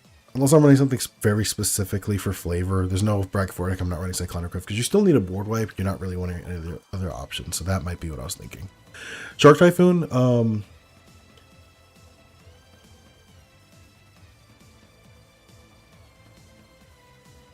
yeah, you're going for faster wins with this deck. Shark Typhoon is what I was thinking about, but I didn't want to suggest it because I also think it might be too mana intensive for this kind of deck.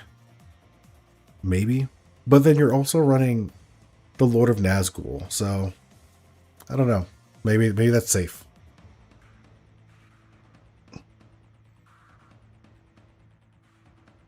And Spellbook Seeker, but you have Careful Study on it. That's the reason you're running that.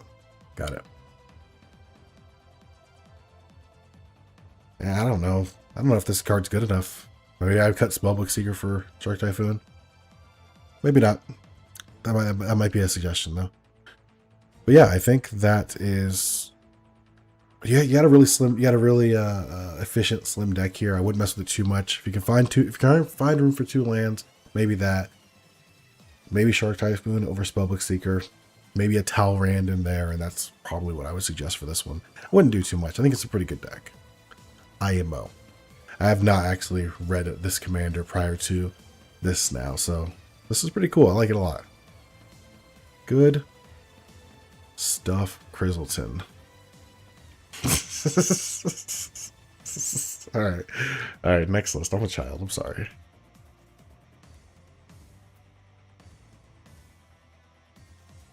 Nice to go slot your combo. All right. Selesnya the Animator by Necrotic Duality. Actually, what time is it? Necrotic. I'm not even I know you've been waiting. I know you're very excited. I want to look your deck too. Give me 2 minutes. Let me go check on my baby because it's getting about that time, and I just make sure he's being put down real quick. Just realized. Give me 2 seconds. I'm gonna come right back. Okay. Don't even go anywhere.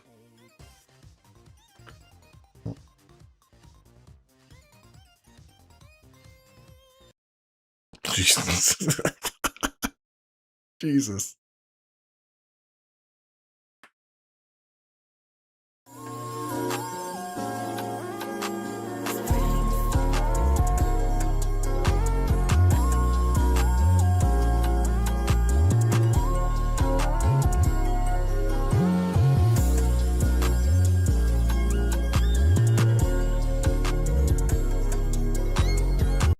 Today, through this exclusive stream offer, you can get over 12 fascinating episodes of Legends Explained for the special price of subscribing and liking. And when you comment and share the stream, we'll include the Caesar episode as a gift. Plus, you'll get Discord access and the Tiger poster. So share Legends Explained today and send learning and fun to a planeswalker you love.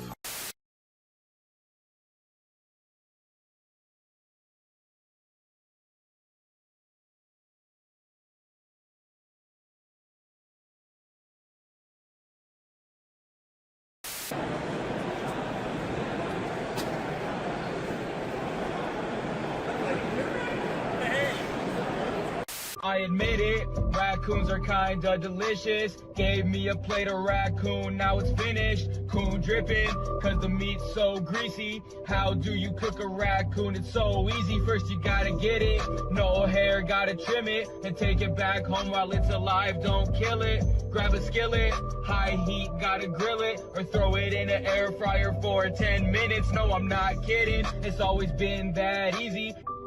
Raccoons are fair game. I used Imperial Rome as the model for my legion precisely because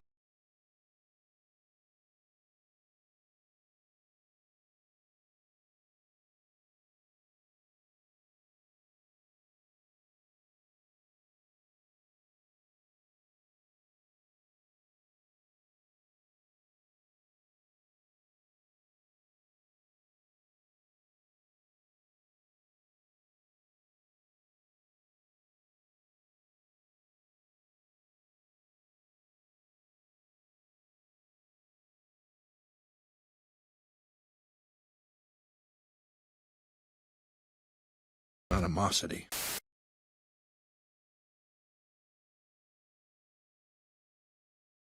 I didn't even put up the wrong screen. I was trying to give you something to listen to because none of my other screens have audio set up to them. I was just trying to be nice. That's a crazy image. Forgot what that character looked like.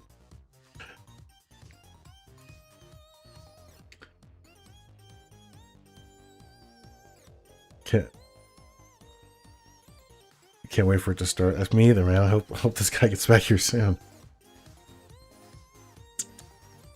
My baby's alive, so that's good. All right, y'all. Let's take a look at Necros Safi Eriksdottir. Visual spoiler, save.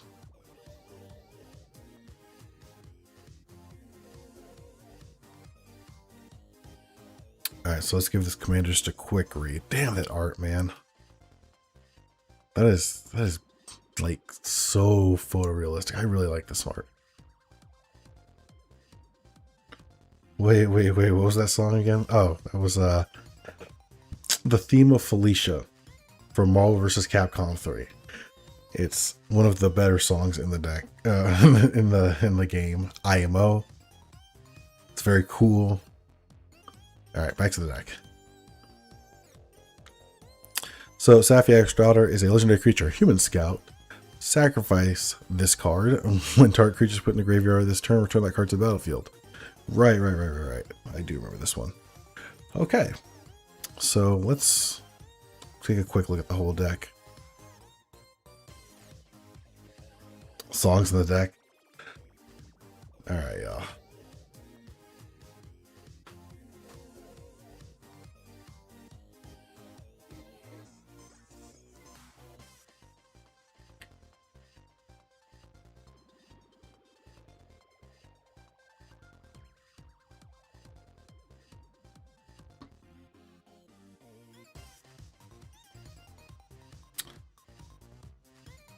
Hold on.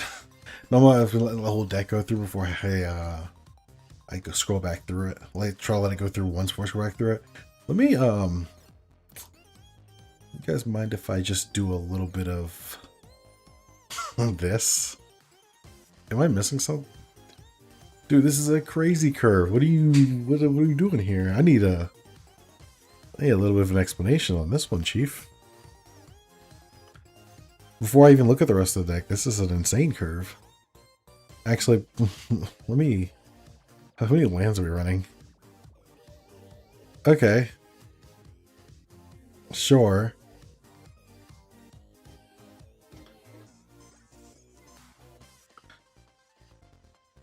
This is... you're running a good amount of land. It's reanimated for sure, for sure. You got Revelar. Like, cause all these got to be on the board first, right? Warp, sure, this one. No, because Warp doesn't even sack it. It just exiles it.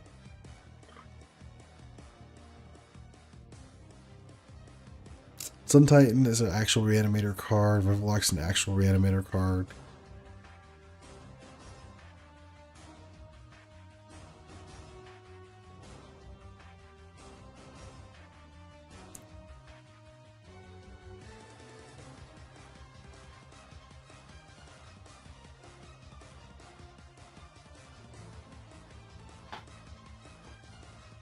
That's neat.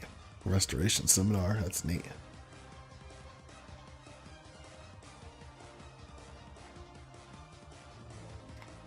Yeah. Song's a little too grand for me. Let me go ahead and hit that next one.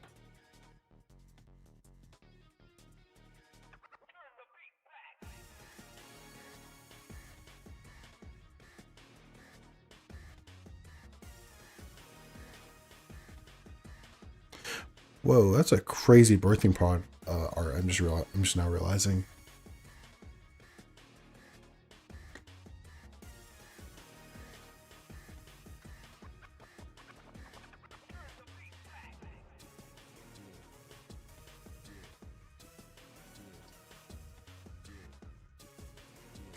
Okay, so I looked at your deck.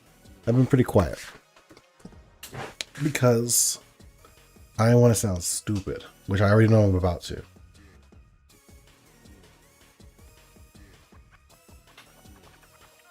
You have, okay. You have a bunch of good cards in here that I get it, but do you not have to have, for the most of these, like, because you have things like Revelar, Sun Titan, I've seen other ones. But you kind of want to have these creatures on the field already, right? So you can kind of do the flicker thing, right? Or sack and then get the triggers to bring them back to life. But they have to be on the field first. How are you cheating most of this onto the field? You know what? Let's do this. Moxfield has so many tools, guys. Alright. Eldritch Evolution, continue 4 cards per turn. Yeah, because I would have had to be on the battlefield.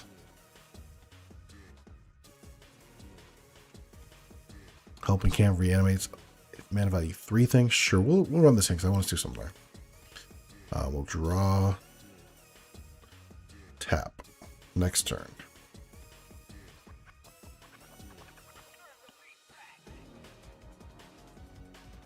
Swinggrass Prairie's fine. So you have to manually cast all your stuff first. You just put it on there when your opponents are clicking, then loop it. I understand how the loop works, and I get the looping the things in this deck, But you are like manually casting all your high value stuff first, right? Is that my understanding that correctly? Next turn. Archdruid's turn.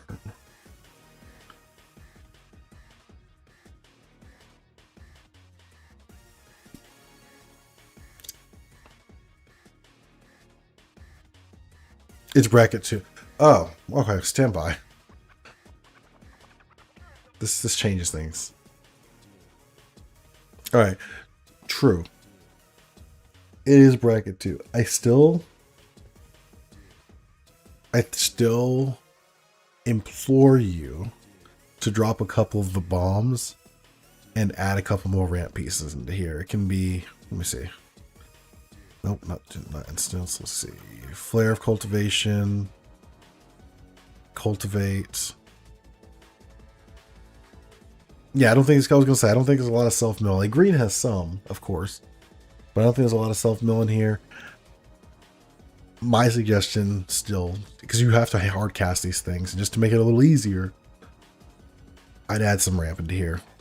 Not so much the artifact ramp, but the Cultivates, Kodama's Reaches, the just all of those, and drop a couple of the bombs, just a couple. But otherwise, this is a fun bracket 2 deck. I'm sorry, I was looking at this like everybody else like so far who's come up has been like 4s for the most part, so I was a little confused. This is vibes. This is vibes. This is vibes. I want to be clear. This is cool. I just did not fully understand before. Okay, let me re-look at this with let me quickly look at this again with the different perspective I've now gained.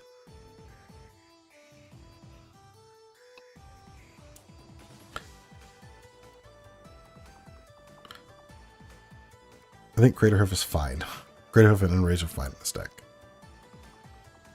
but like not fantastic. Same thing with Moonshaker, because you don't make a bunch of tokens in this deck, do you?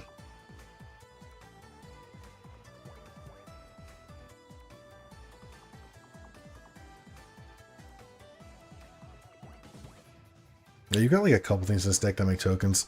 You can maybe drop some of these bombs, the Craterhoof, Endraze, and Moonshaker bomb things, and maybe there add a couple pieces of ramp. But I think this deck is solid otherwise. Very fun. I like it a lot. I genuinely want to play against this. This seems like a good time. And then your lands are like fine. Again, your bracket 2. I don't know how I'm not going to critically critique a bracket 2 deck or bracket 1 deck, of course. Just because they're for funsies. Command yourself is just for fun, but that's specifically the place to play all your fun bombs and your goofy cards. That's the spirit of that slot anyway, IMO. But no, this seems like a lot of fun for what you've built. I think Phyrexian Altar, Ashnod's Altar, like better for decks that make lots of tokens. You don't make a lot of tokens, but that'd be my kind of suggestion. I think this is otherwise a fun, nice bracket 2 deck. I had like 11 Exalted Sunburns. No, I mean, for sure. I understand that these kind of things can happen. I'm just looking at like the, I don't know, like the odds of it happening.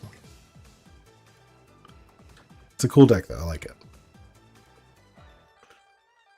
I'll play against this. Good stuff, Necrotic. I have no suggestions other than, like I said, cut a couple of bombs, add some ramp. That's my suggestion. Am I missing something? You don't make a lot of tokens? You got Preston, Exalted.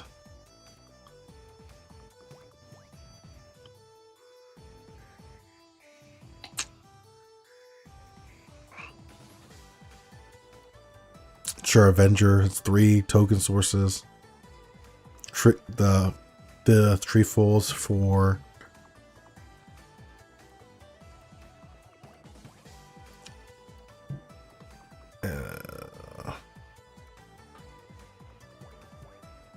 Parallel Evolution 5.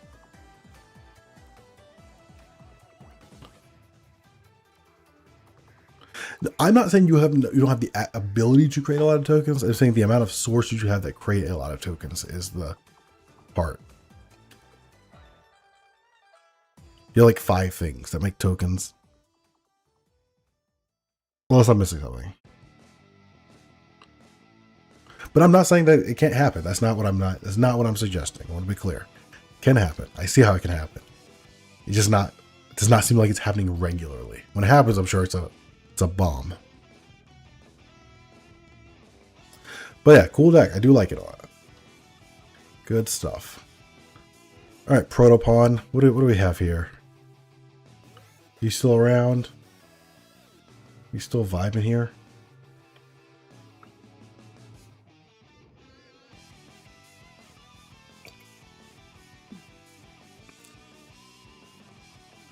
Let's get this.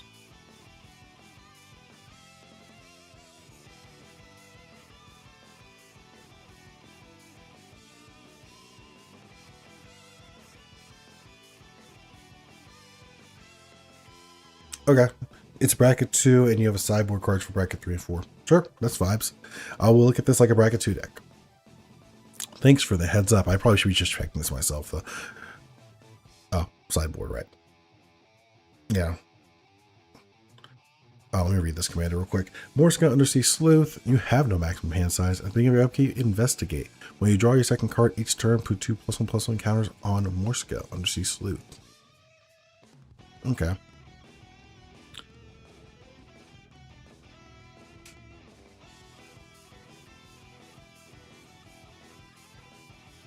Alright, so we want to draw a second card each turn, preferably also on our opponent's turns if possible. And Morska at least makes that possible to do it once per cycle. Got it. Let's take a look at the rest of the deck. Draw your second card, cast your second spell, draw a card. Second card. Second. Okay.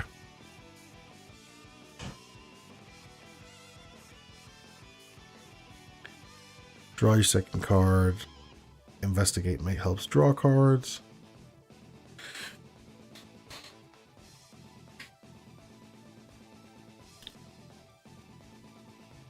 Sure, yeah. Cast your second spell. There's Tygem again. What's up, bro? Talran, taking advantage of the fact you're just spell slinging a lot. Right, there's green in this deck too. I kind of you kind of forget about that a little bit here. Cleansing Nova, Supreme Verdicts, 2 big boards. That's another thing I noticed in a lot of you guys' decks. You're not running a lot of board wipes. Generally. Aetherize.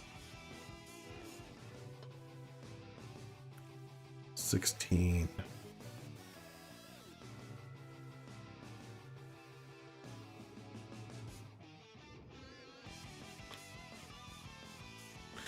Okay. A lot of your instants are interaction and less like proactive things to help your strat forward. So you're kind of relying on your opponents to do things and reacting to that. That's fine too. The deck is kind of built to be able to do that pretty well.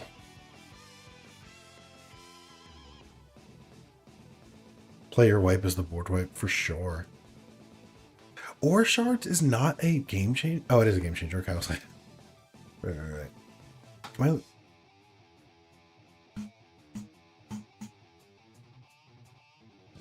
Am I missing something? Hold on.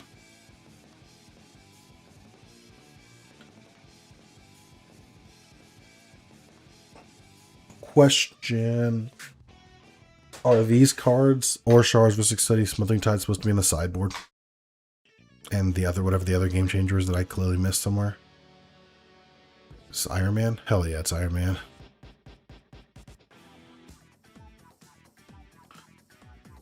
Oh, and Seaborn Muse. These are meant to be in the sideboard, right?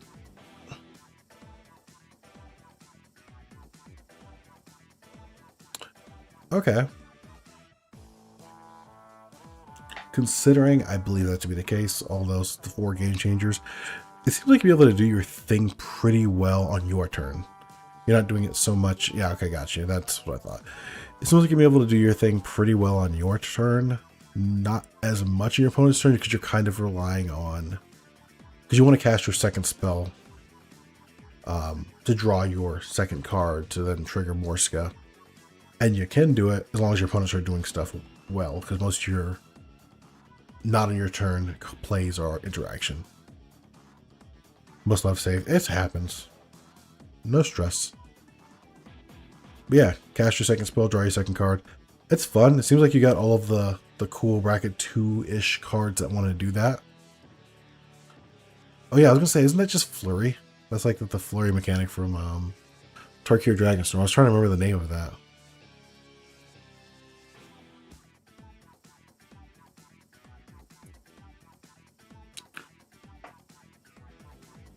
Bushwhack, because these two are pieces of interaction. That's ramp.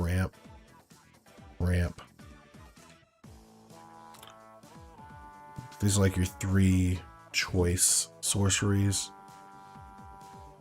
and then almost all of your instances are just interaction there, except opt. Well, I mean, this seems slow, but like, I mean, since it's not super slow, it's definitely focused on what you're trying to do. It's like every card in the deck is basically draw your second card or cast your second spell, which is cool.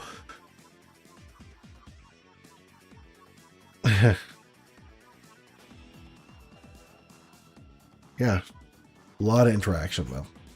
I'm not even mad. I'd rather, honestly, I'm gonna say this to like everybody, I'd rather you play a deck with just like a lot of interaction like this, more so than anything else, than a deck without any interaction. Yeah, right. Yeah, this is a lot of interaction, but you're going to be doing things all game, which I think is important. You'll be able to stop people who just spend the entire game doing solitaire things. So that's cool. I vibe with this. That's why it's second. It's like, what a little clever son of a gun over here, huh? What is Song of Storm on? That's oh, so the copies listed. Oh, forgot about this card. That's really cool. This card's actually really cool.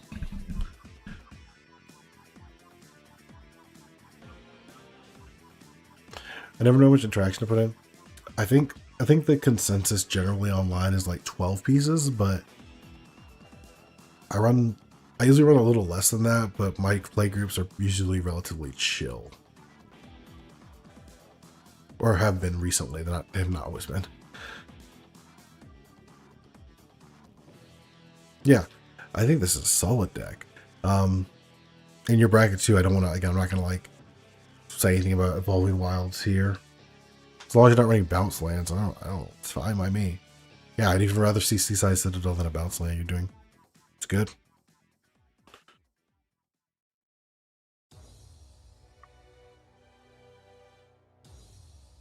Yeah, solid list. I think it's fun. I would play against. I would play this, and I would play against this willingly. You're always going to be doing stuff on your turn. Your board's going to keep moving forward. You've got a decent amount of ramp for what you're doing, and your strategy is super laser focused. Your curve's not too high. Good deck. No notes except 38 lands. I gotta give you a note. 38 lands, where I'd say, honestly. Are you looking for anything specific on, like, any specific help on this one? Because it seems like a really, really well put together deck. I am up. Not that everybody else's deck have been really well put together. No hurt feelings out here. I'm just saying this one's very focused, and I am impressed with it.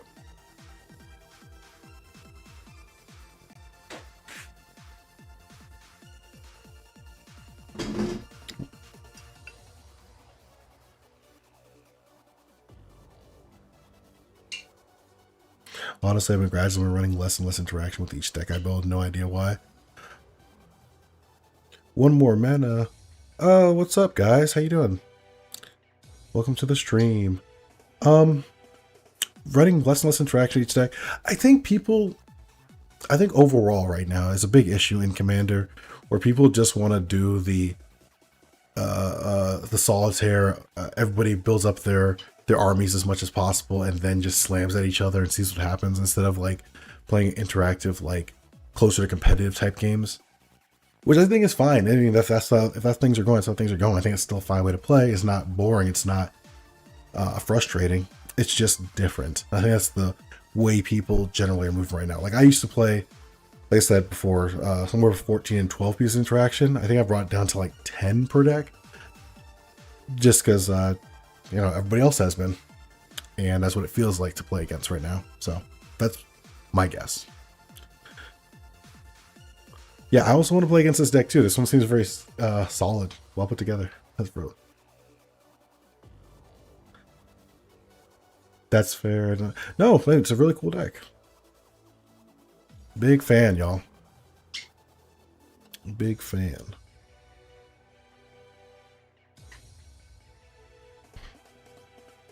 Zed or Derek or Ken, do y'all drop lists too? Whoever's running the account right now, drop a list. I'll look at your deck. I'll roast you in front of my chat. Who's this one? This is. Oh right. This is Maestro, but oh, so we're at the end now. Okay, cool. Let me see if anyone else has dropped a list, because I don't want to. Oh god, I don't want to do Maestro if he's not here. I mean, I'll do him, but I want to. Thought he'd like to be here for it, you know?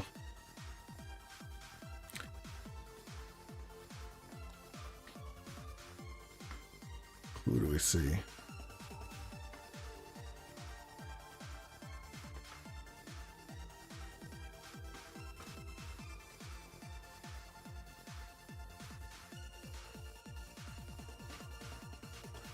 I feel like they would like my wacky ideas. I like your wacky ideas for decks.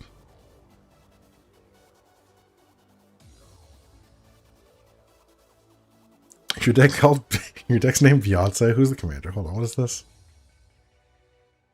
Oh, you'll do him. Okay, all right, let's calm down. My wife is watching. All right, in like 2 hours she'll be asleep. Then we can talk about that. I could talk more listening to me. I'm gonna make sure everyone's gone through a list at least once, and then if y'all want to, and there's 3 other people who are interested, I might do a spell table tonight. I actually haven't played. Let me make sure I'm not lying. Yeah, I haven't played Commander at all this week, so it'd be fun to play a spell table if y'all are interested. After I've done everyone at least once. Hi, wife.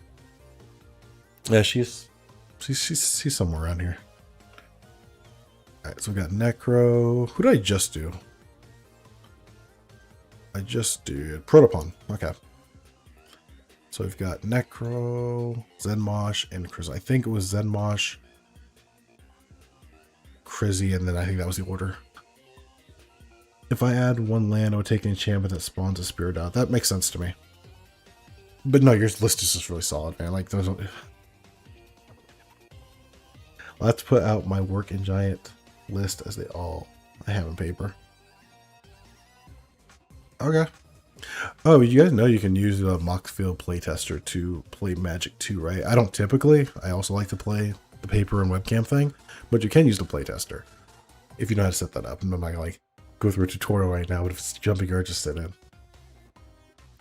you can do that.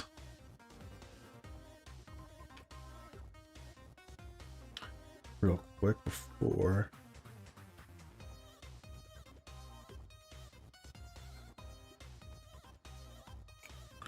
All right, cool. So,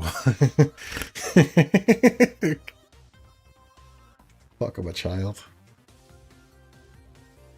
All right, Chrissy, we're up.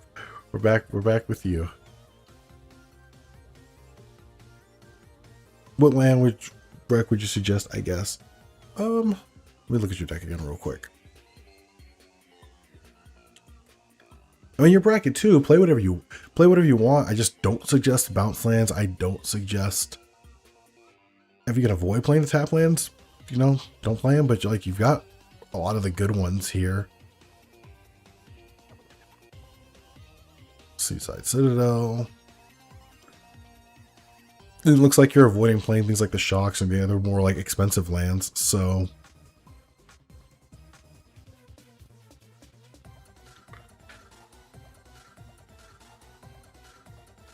Let's see real quick. Yeah, throw another island in there. You're 51% island. Oh, you're 51% blue. Oh, right. Actually, I just didn't pull this list up. Chris, I'm getting right back to you right now. Lynn actually did post this list a while ago, and I, like a week ago now. It's been probably over a week. I'm coming right back to you. But that is like fair. You did post your list a very long time ago, and I just did not pull it up. That's completely on me. And I don't want to be fair to everybody in the order in which they like did this, if you don't mind. But I just, damn, my bad. My bad, Lynn. That's on me. You did post this a while ago. Do Chris first? Okay. Oh, damn. Well, listen, you're both getting done before this night is over. You're both getting done. I'm just make sure I pull Lynn up so I don't forget her again.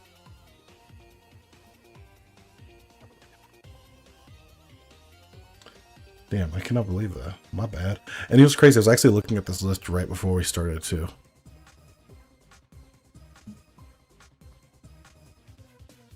Let me close up this real quick.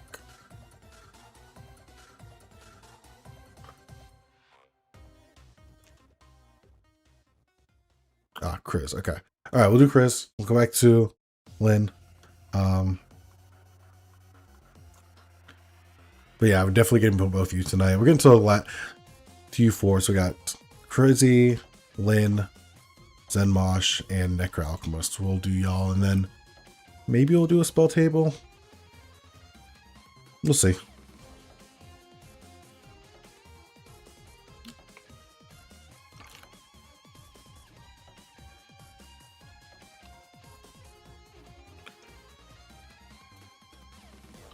Damn, I was like really in the middle of the screen.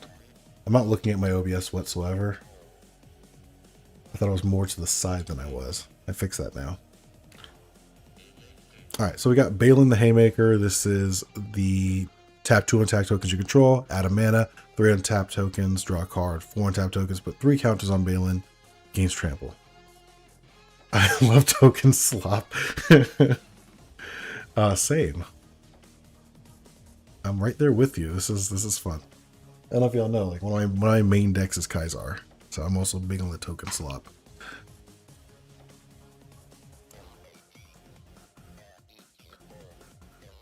$30 creature. Oh, right. Oh, dude. I just had like a little bit of freak out. I was like, what do you mean 30 creatures? I'm only looking at like 6 right now.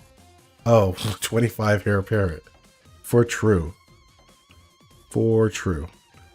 Okay, I'm gonna look at the whole deck now that I know what I'm getting into. It's Heir Apparent time.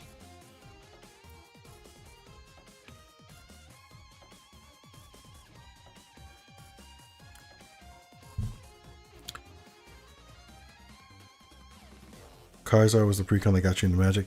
Hell yeah. That makes me happy. Kaisar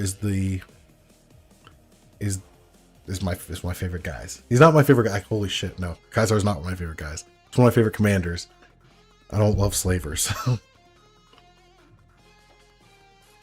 2 deck token decks in a row. Hell yeah.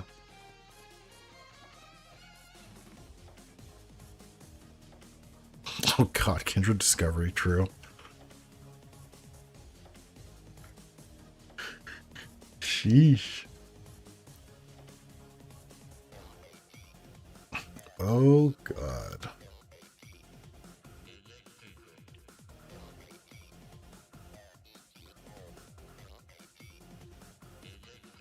Slavery is a big no-no. You know, I'm gonna come out here and say the controversial thing. I'm gonna say might not be popular, might lose me some fans. I'm not a fan of slavery. I gotta say it. Slavery is a big no-no in my book.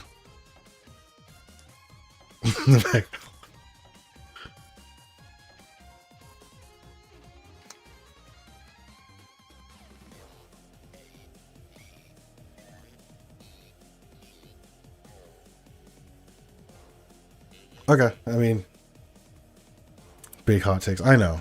Listen, and I know you come to me for this. You know, you come for me for the real. I'm gonna give you the real. That was a brave thing to say. I know. Thank you. It took a lot for me to say it today.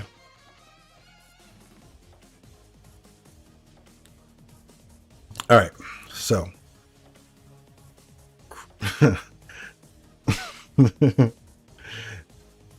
Yeah, it's Heir Apparent, Balin Heir Apparent. You got infinite mana right here. You got all of the card draw, vigilance.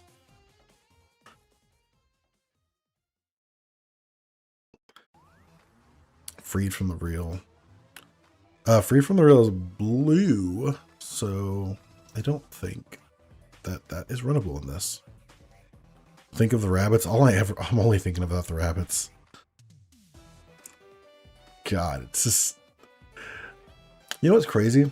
In my days, damn, the way this spell table is really set up right now, chat blocks up like one whole card every, no matter how I lay it out. I'm gonna, there's really nothing I can do here. I guess I can put you guys over here. That doesn't help. Nothing helps. All right, you guys this is what it is. Anyway. Yeah, I've only ever played, I only have one friend who has a Heir Apparent deck, and we don't play it very often because it kind of just does immediately take over the game, you know?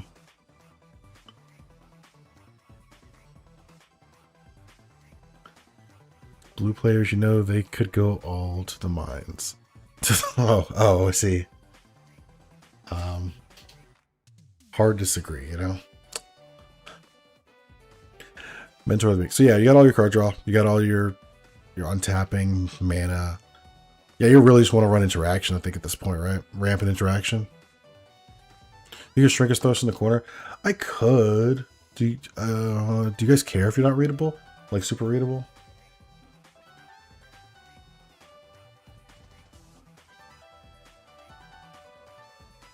Maybe that's better? The deck does go off first. Yeah, I imagine it does.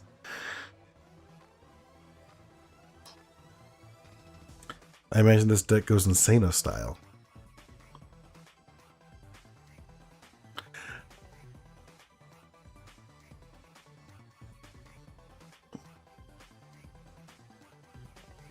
Kindred summons insane card this deck.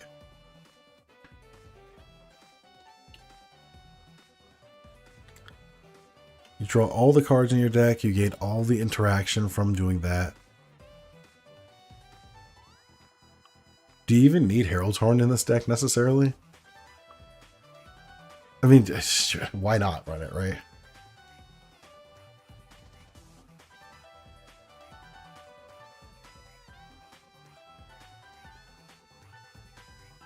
Yeah, I mean,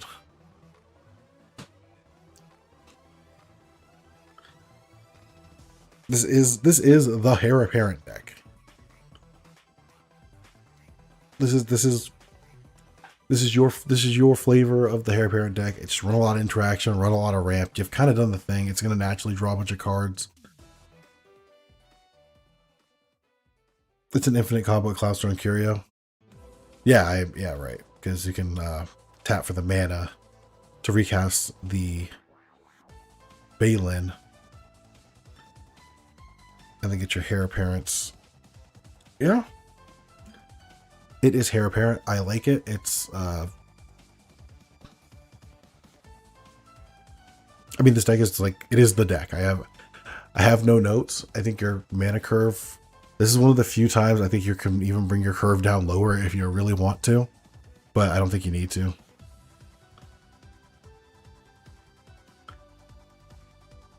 You could play better lands or more upgraded lands if you wanted to, but I think even though this deck is fast enough to play through the fact that a lot of your lands come in tapped or are not necessarily optimized, I think it's fine.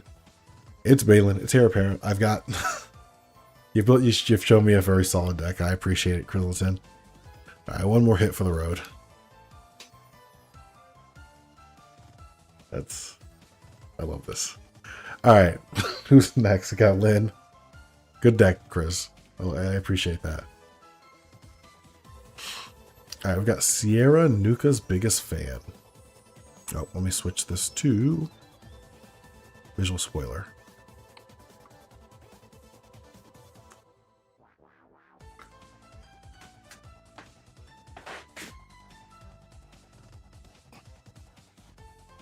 The hairs are heir apparent. Indeed. Alright, so this is Sierra, Nuka's biggest fan. She has the Nuka-Cola Challenge. Whenever one or more creatures you control deal combat damage to a player, put a quest counter on Sierra, Nuka's biggest fan, and create a food token. When you sacrifice the food, target creature gets +X till the turn where X is the number of quest counters on Sierra.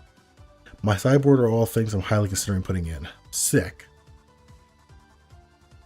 We will take a look at that directly after taking one good long look at your deck. More card draw and interaction on my sideboard. Budget and if Mizzet has been submitted. It's my baby. What's up, Surus? Haven't seen you in a while. Adding you to the queue right now. Hope you're doing well, fam. Alright, let's take a quick look at the whole deck real quick. Oh, nope. But Sierra. There we go. So, Academy Factor. Create more food. Create food, sure.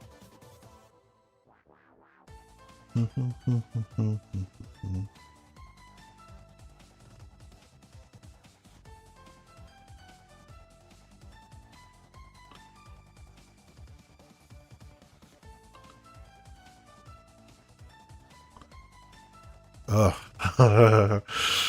Farewell. I see.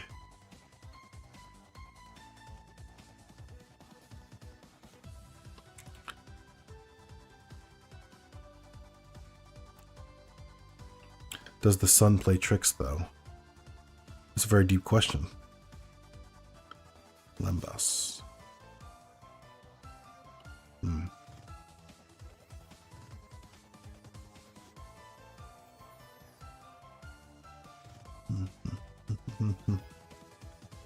It's a very well put together deck.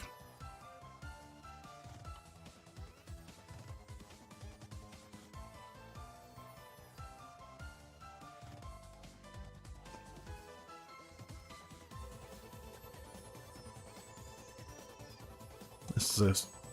Alright, noticing your sideboard, pretty good.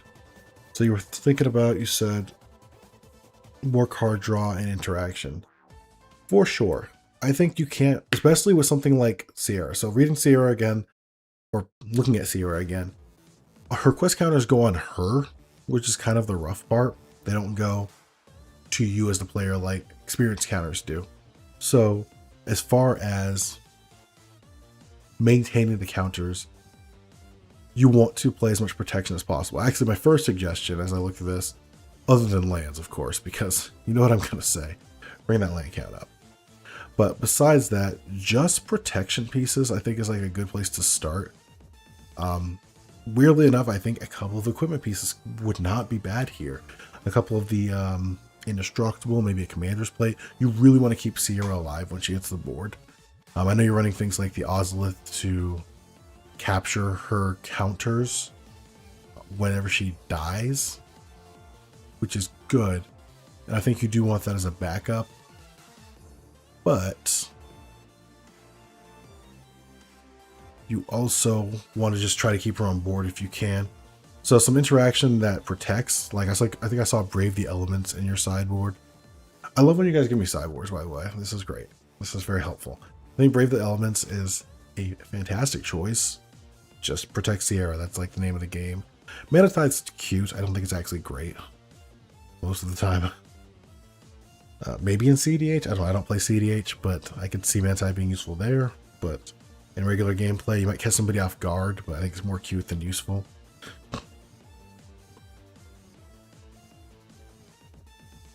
I think Rebuff the Wicked is more useful than that in this deck because you really want to protect Sierra as much as possible. Oh, Wing Shark's cool. Storm, player sacks, attacking creatures, fun. I don't know if you're going to get a storm count high enough necessarily to make that matter. So you got a lot of food production here, which I think is really good. Obviously, you need the food protection, or you need the food to trigger Sierra, and you can do that, you know, multiple times a turn, so you can get exponentially greater Sierra triggers. I think that's pretty solid.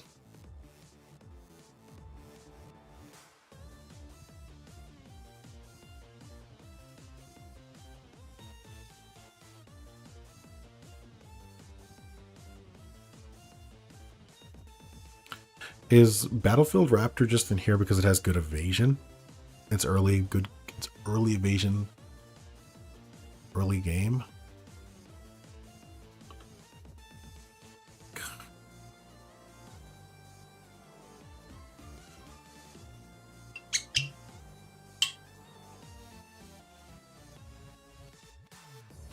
I mean, unless you explain it to me, Battlefield Raptor. I mean, I know it's a oh shoot, it's a one drop with flying, so that's pretty cool on its own. But like, that screams cut to me. Crested Sunmare, immediately at first did, but now I think it's actually better than I thought it was. Yes, lots of evasion creatures. Yeah, for sure. I think Ginger Brute feels good here because it plays into both halves of your plan. One sneak in damage, and then also it's food to sack.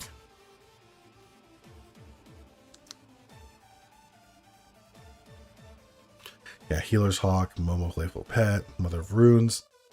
Oh, are you running? Giver of Runes is another protection piece I might consider for Sierra. I think that's probably worth running. Skrelv maybe as well.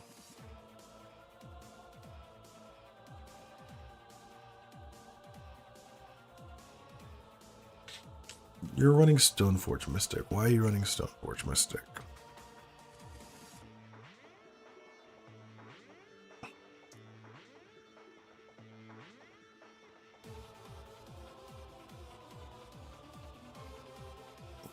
Are you running Stoneforge because you got Shadow Sphere, Mirrormine Crown, and Swiftfoot Boots? I'm suggesting a couple of equipment pieces now that might be good for protection. Your indestructible pieces, your Commander's Blade, etc., and so forth. But why else are you? Are you just running it for?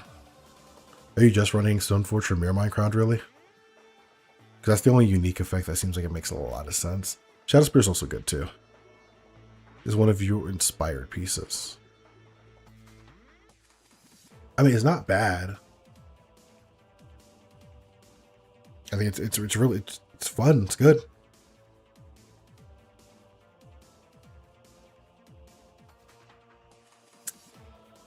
I just don't know if that warrants Stoneforge is all. Okay. Well, you can if you want. I would actually suggest adding more equipment, so I say keep Stoneforge personally.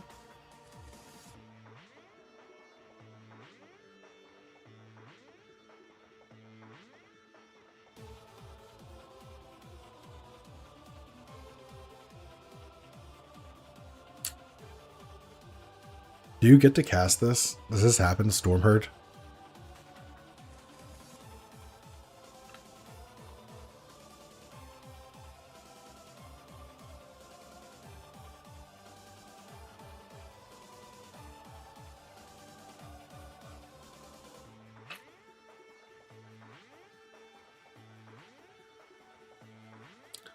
And then also Idol of Oblivion seems cute too.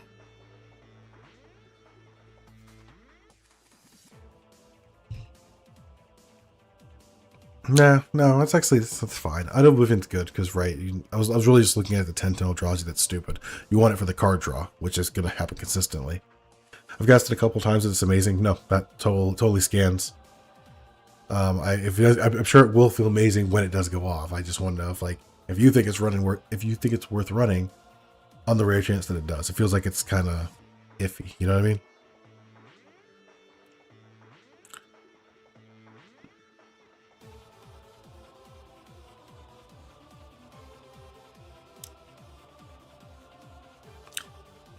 Yeah, I want to make room for Brave the Elements, and I also want to make room for Rebuff the Wicked because I think it's really important to protect your commander.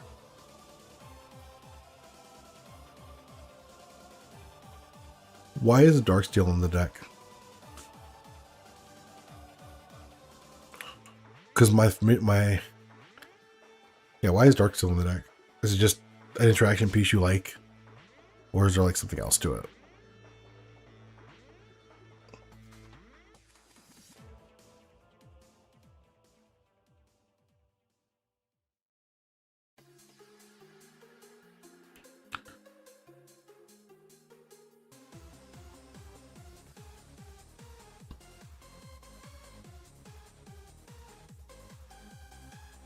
Yeah, I guess that's my suggestion. If you want to keep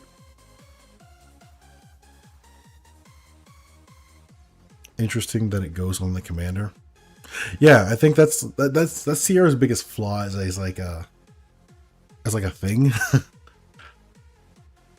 Because the counters go on to her, so if removed, it just kind of screws the whole strategy. But like, it is still fine. I've played a couple of Oppressor Commanders and Darksteel shuts them down easier. But I take other suggestions. No, I'm not saying that that's a bad. I'm not saying Darksteel is a really good option for against a lot of commanders that are harder to deal with, because it deals with them without like sending them back to command center to be recast.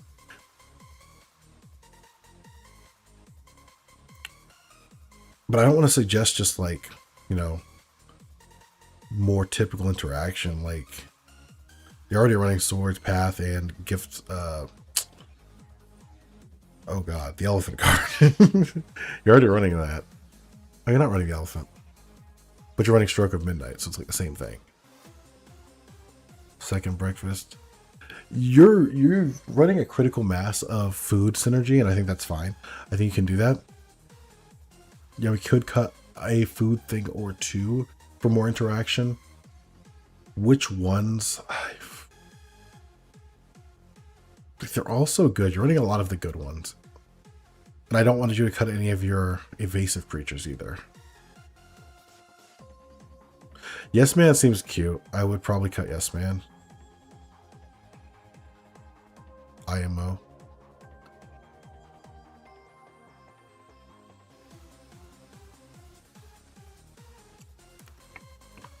If you want to add more equipment, I say keep Stoneforge. If not, I say cut Stoneforge.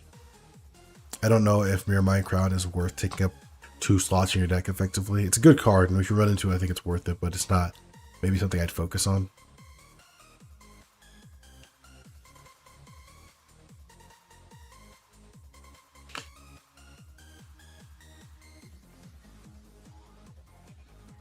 I think Hobbit Sting is cute. You could probably run just straight removal, because it only hits target creatures. You could probably run the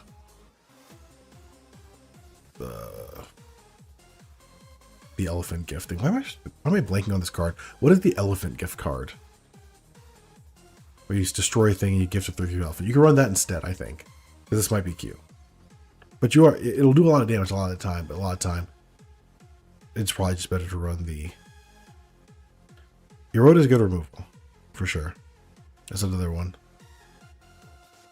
I'd focus on more protection over interaction. Also, I'm not telling you to cut this at all. But a lot of people are going to be feel bads for that farewell. It is slowly becoming a card people hate seeing. I don't really care, but people will. It's just Generous Gift. Jesus. Thank you so much. I could not think of this stupid card. Thank you so much. Yeah, maybe cut farewell, but that's a personal thing. If your playgroup's cool with it, then they're cool with it. Other people are really getting tired of it. I personally don't care. Yeah, that's my big suggestion. Maybe pick a few pieces of food synergy that you find least impactful in your game-to-game situation, day-to-day situation. Cut those. Add in the Brave the Elements. Add in maybe a Road for interaction. Generous Gift. It's right sitting here anyway. Jesus. And Rebuff the Wicked I think is pretty good, because you really just want to get your commander protected. Maybe, honestly, just run more equipment protection though, because you could just. Oh my god, Sand, how you doing? I missed you. Maybe just more equipment. Honestly, that's where I honestly feel here. I think that's a good choice. You're already running Stoneforge. Maybe even run a Open the Armory and get some good equipment to put onto your commander. My suggestion. But otherwise, really cool deck. Solid, very focused. You got a critical mass of your food synergy. Zan, how are you doing, man? I missed you. I feel like we haven't talked in a long time. All right, Zen Mosh. We've got Beyonce, a concert tour spanning every universe it can. You also want a Spanish farewell? You're welcome, Lynn.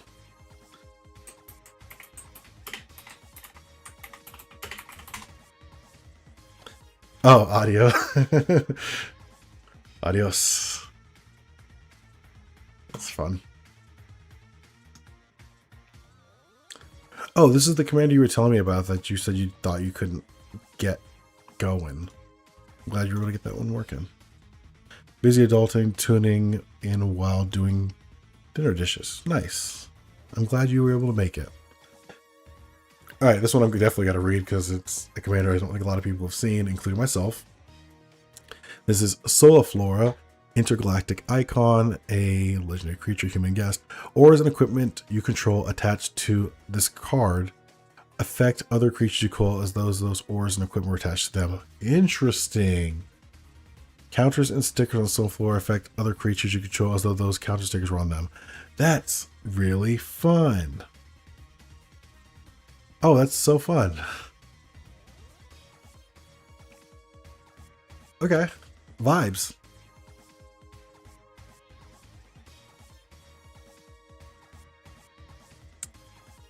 Alright, let's do the same thing again that we've been doing. Let's quickly just scroll through the whole deck and take a look at it so everyone can take a quick look. Oh, this is very interesting.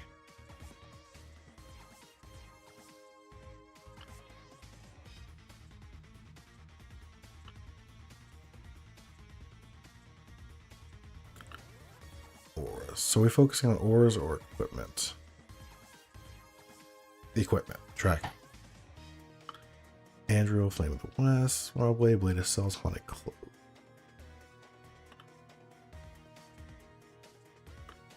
Robostars is so good. Ah, Sword of Dungeons and Dragons. Alright, alright. Got some fun stuff here. Oh, we got a couple of auras too. Super State, absolutely. Oh my god. That's crazy. And 40 basic planes. Awesome. Alright. So we've got, I mean, yeah, you can just run 40 basic planes. I think the first general statement I'm made, you can run a couple of utility lands if you want. Rogue's Passage. I mean, if you want, you could run stuff. Ghost Quarter, because you're in mono white, you've got the flexibility there. Or run 40 basics if you just want to like make it for fun. Like whatever, dude. That'd be my first suggestion though. I love that you have 40 lands though. Actually, what's your curve look like? Let's go down the bottom real quick. 2.83. You could bring that down to 38 if you want. You can make it 38. How's your ramp look? I see you are also an anti-soul ring human, which is fine. You got Smothering Tithe, so you don't run a lot of ramp. What's this? This is bracket what, 2? Then bracket 4, Smothering Tithe. All right, Smothering Tithe is a game changer, and then Enlightened Tutor. Mass Land Denial, Winter Moon. Please. Oh, for sure.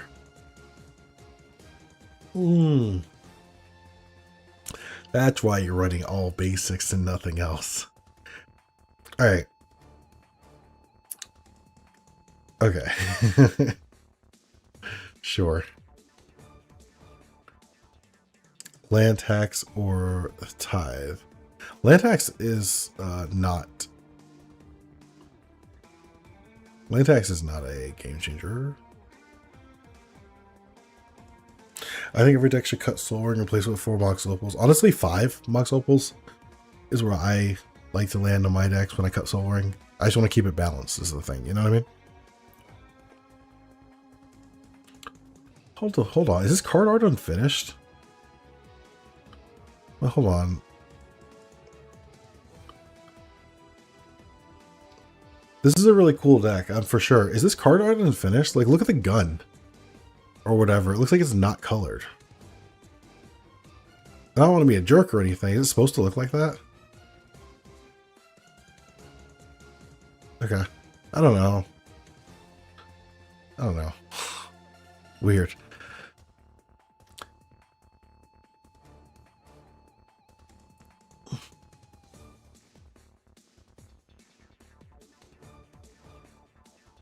I like the idea of what this is doing a lot.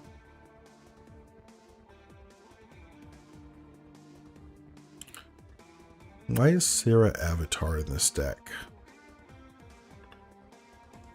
Yeah, maybe it's a lighting thing. It just looks, to my eye, it just kind of looks incomplete. It's weird. It's fine, whatever.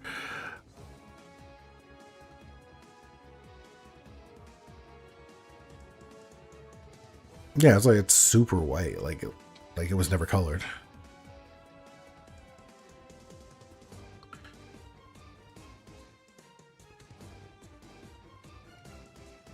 Adamant Will. We got some fun cards. Mughals Valor. This is one of my secret favorite cards of like a while. Whoa, Zan, did you join membership? Did you rejoin membership? Oh my gosh. Thanks, man. Oh, we got our first Cyclops. Thank you so much, Zan. I genuinely really appreciate that. Zan, if y'all don't know or haven't been around the channel for a while, was for a very long time my only member. No, there was one other. There was also the Magic Brewer. It was the Magic Brewer and Zan were my only. They were my only members, and I really appreciate you coming back, man. It's the world. Daedric Soulslayer. I googled the full art. It's more color. Interesting. I'll have to take a look at that in a minute because I'm actually curious about that. But thank you so much, Dan, for real. I really appreciate it. Yeah, you're Cyclops, so I'm sorry. Everyone's got to do their Cyclops time. You're my first Cyclops because you were already a member at one point, and it counts the time, and I didn't know that. Now I know that. That's really interesting. There were two of us, then life happened. No. Dude. I get it. Trust me. I actually used to patron...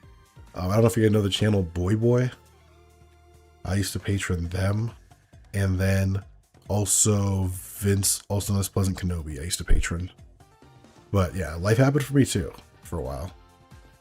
And, you know, it is what it is.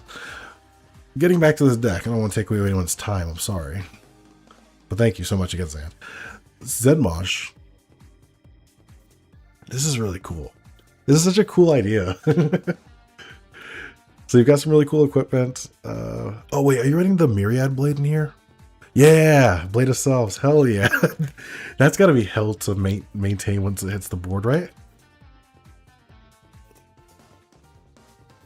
Wolverine is one of my favorites. Wolverine is my favorite Marvel guy. That's got to be such hell. So everything will have Myriad.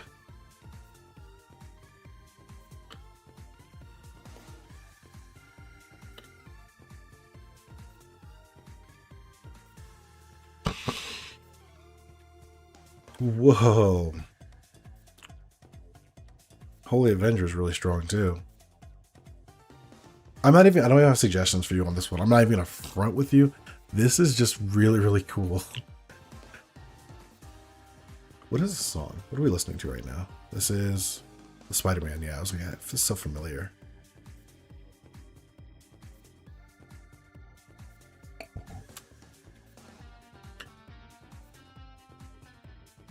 Creatures you control have Myriad. Crazy.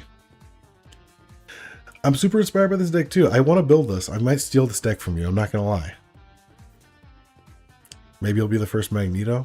That would be great. That would be beautiful if you could do that. I would really like that. I also really want to play against this. Whose deck is this again? Zenmosh. This is probably my deck of the day. I really like this. I really like this deck. Everyone else's deck has also been really cool. But I never get to see these undecks because people get pissy about them. I think this is really cool.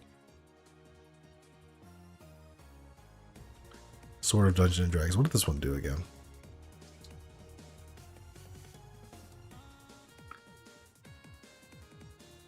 I'm going to keep it a stack. I think you could just make this a black border card. It's fine.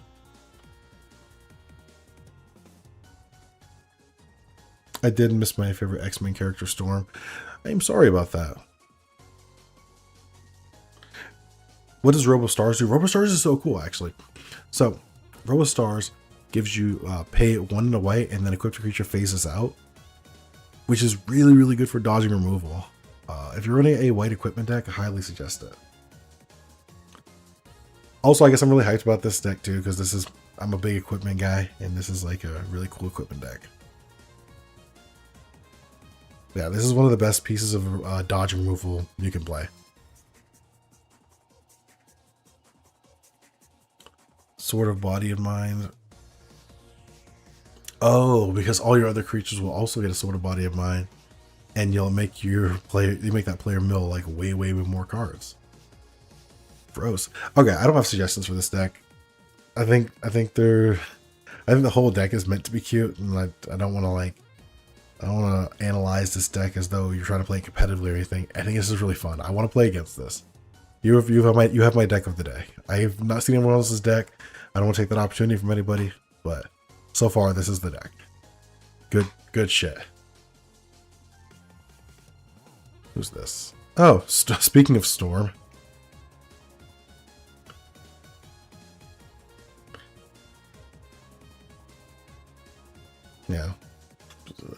Yeah, no, I think Sword of D&D genuinely is just a fine card. There's nothing wrong with it. And RoboStar is underrated. Absolutely. Alright, who's next? Wait, with a blade in mind.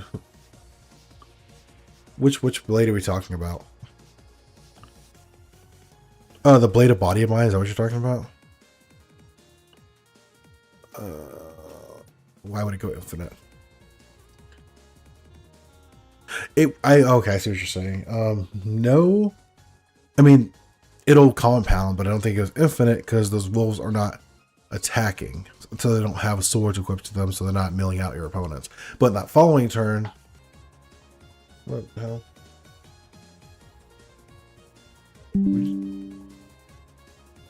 Oh. Yeah, the one that created the wolf. I think we just disconnected. Did you get what I was saying about that, though? It won't go infinite, but it will compound. Because the next turn, you'll do more. Yeah, okay, cool. It looked like OBS disconnected for a second, so I just wanted to make sure I was clear on that. Cool. Very cool deck. Still, yeah, it's a top deck of the day. Alright, next we've got Boomy Unleashed by, Necro Duality. Jeez. Let's take a look at this. Visual spoiler. Alright, let's give this a read real quick. When Boomy enters Earthbend 4, and then when Boomy deals combat damage to a player, untap all lands you control. After this phase is additional combat phase, only land creatures can attack during that combat phase. Cool. Let's have a look. I too have a Earthbend deck. I got the God, what is she called? Toph Earthbending Master. It's very fun.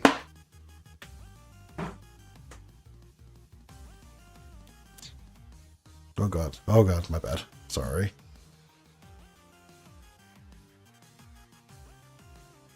Lynn, oh man, thank you so much for stopping in. Good chatting with you. I loved your decks. I'm gonna put up more community posts to ask how often y'all want to do this kind of thing. But it was super fun hanging out with you, and I loved your decks. Cannot wait to see you more in the chats and Discord and the comments. Have a good night and be safe.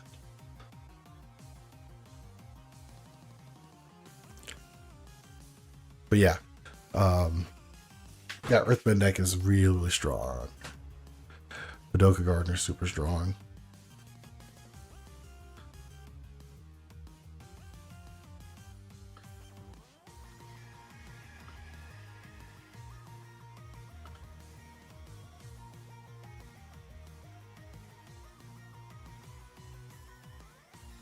I love the art for Crackdoor technique. It's off so cute.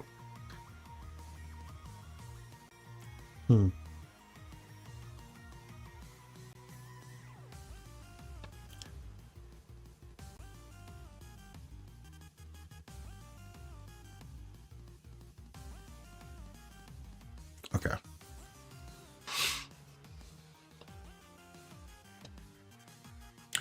This time I'm not pulling your leg. Actually, the most important thing we can look at in this deck is the lands. And with Earthbending deck, if you can afford to do so, which based on this land base, if you have this paper, I'm assuming you can, fetch lands are really, really good.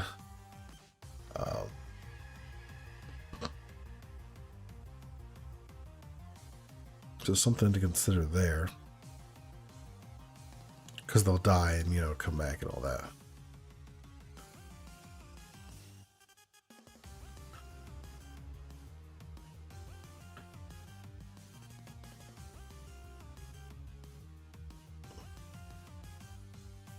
Huh. Lotus Veil.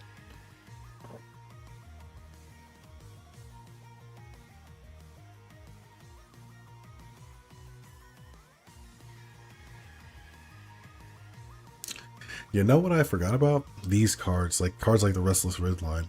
Whenever this attacks, another target creature gets +2/+2 until end turn, tap that creature. Crazy good in landfall decks because you don't have to turn it into a creature, it'll turn it into a creature itself. Or not landfall, earthbending decks. Because it'll turn into a creature itself. That's really, really good.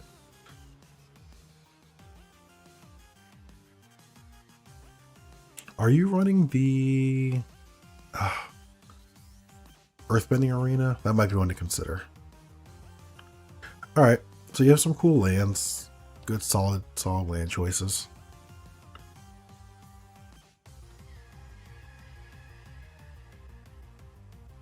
Staff of Titania is real good.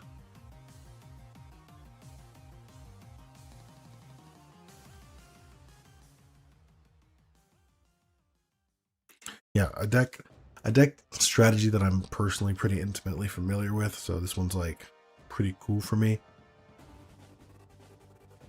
Looking at my list real quick, just to see, sure I don't forget anything cool in here.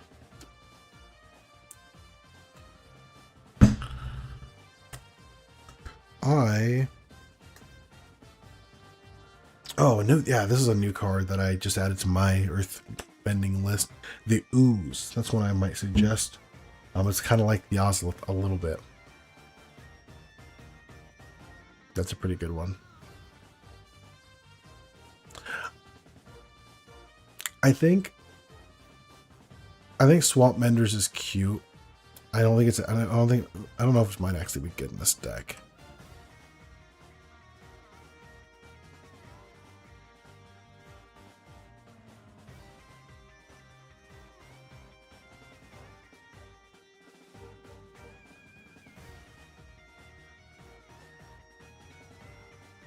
Also, I don't think you need Zendikar Incarnate.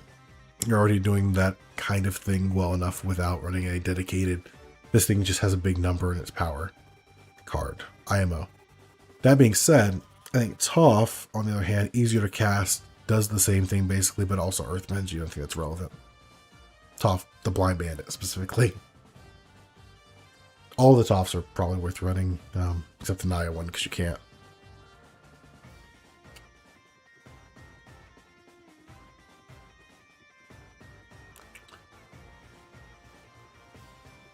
Huh. Yeah, this card goes insane. I've not read this one in a while because I don't run it. But yeah, Toph Earth Domain Master is insane this deck. There was something else I want to suggest for this one though. Let's see. Oh, are you running?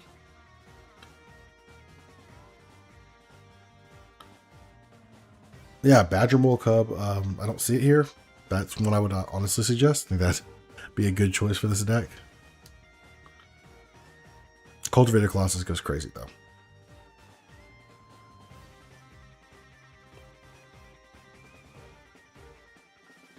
Also, it's a little underrated, but I'd also run the actual Badger Mole if you're not running that one. I didn't see that one, I don't think. Yeah, I'd also run Badger Mole. gives your lands trample, which is pretty strong. And you are playing the +1/+1 counter game a little bit too, so some of the like Terra Symbiosis and the other. Need a Badger Molekup? Absolutely. Yeah, everybody does. Terra Symbiosis and the other Edge of Eternity +1/+1 counter manipulation cards are also really, really good here. So would consider them. Oh, Bossing Say as a land. Would consider that one. I kind of want to playtest this one just a little bit. Let run one real quick. Alright, draw. The boulder ready to rumble. What is this mana rock for? All Fate Scroll. Sack this artifact, draw X cards, X is different than land control. Stand by. Forget the playtest for a second. That might be an easy cut right there, because I don't think you're running that. Oh gosh, dang it. Let me see. You could probably cut a couple mountains and forests, run even more different name lands. Otherwise, I might cut that card. You run some, but you're not running like... Yeah, you're running 15 differently named lands. I think you want to be somewhere like 23, 24 for that card to be like super, super impactful. So maybe that's a cut.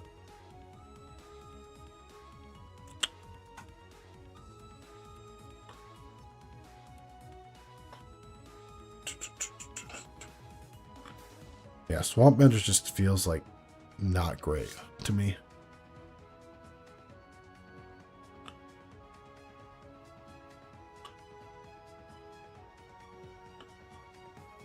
Let me restart. Boomy costs 5. How much ramp are we running? How much of the like Kodama's Reach and stuff are we running? Oops, I pass it. Sorceries. Yeah, I think you need to run the Cultivate because the Kodama's Reach is in here. The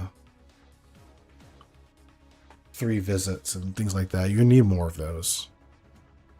Your curve is pretty high, and you're running a green deck that once you get going is going to go really well, but you need to get going first. I think that's my big suggestion. You need more ramp. But otherwise, yeah, just more ramp. Cut out some of your bigger top end cards. Put in some more ramp. You need to get your strategy going before you can, you know, you just need to get your strategy. You need to get your strategy going. So focus on that. Cool deck though. All right, and we are currently on our last deck. Let me check chat real quick. Oh, Zand. Oh, we are on our second to last deck. Because we've got the Pal, the Champ Surus, the Skeptic. Let me... Visual spoiler. Okay.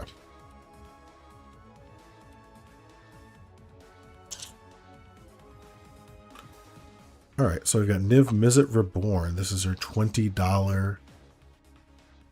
This is your $20 Niv Mizzet deck, huh? You'll submit one for next stream? Hey, that'd be great. I want to look at your decks. I want to talk about them. I want more ideas for me. I want to share my ideas with you. This is a lot of fun for me. I think next stream, I might... What I want to do, and I guess everyone who's still in chat, I don't know how many people are still hanging out at this point, but for next gen I want to kind of have most of these decks preloaded so we can focus on like I want to have all these decks submitted early so we can have a set know we're looking at, and then we can also do some spell table. One of the other things I was planning, you see Surus's video on this deck? Oh, maybe I should just watch the video.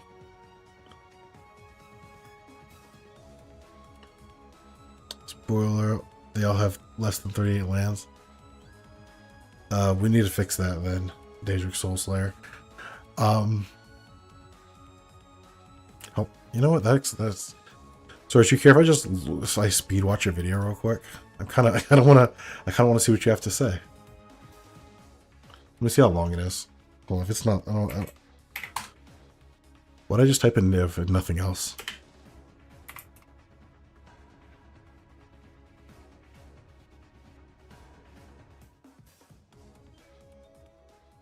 You want to hear my take? Okay, I might. Yeah, I'll watch it at my own time later. I was just kind of curious. It's fun. It's fun when other content creators come in, and they've done something on like what I'm talking about. That I get double perspective. Now I'll look at your deck first. I'll watch this later. I'll just harass you about it later in person. All right, Niv Mizzet Reborn enters battlefield. Reveal top 10 cards of your library. For each pair, choose a card that is exactly those colors from among them. Then put the chosen cards into your hand and the rest in the bottom of your library in random order. So we're doing some flickering shenanigans. I assume. Before I even look at this, I assume. Alright, let's take a look at the whole deck real quick. Oh boy, low. I love a good budget deck. Me too. Budget's cool. Oh, we got all the Niv Mizzets in here. You can fit all the Niv Mizzets here in $20? What the fuck? Yeah, it's not all of them, but you can fit this many Niv Mizzets in here on $20? That's crazy.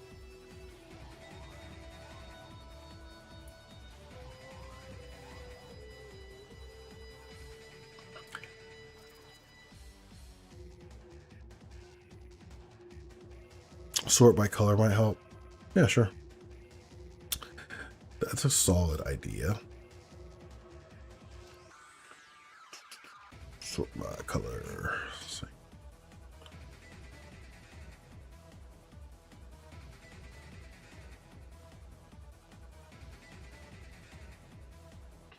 I want to build an Abuela deck, Unk Kindred.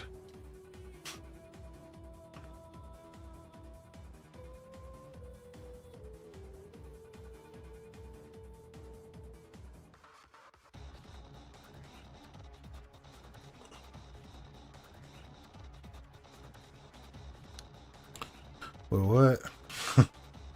Okay.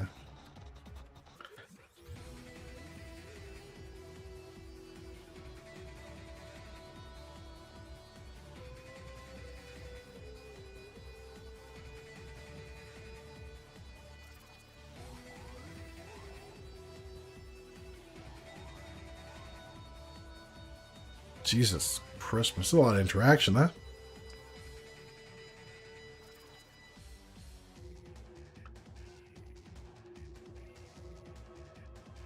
Oh, Cersei's videos are absolutely banger. You gotta watch, like, you do gotta watch them. It's basically required viewing.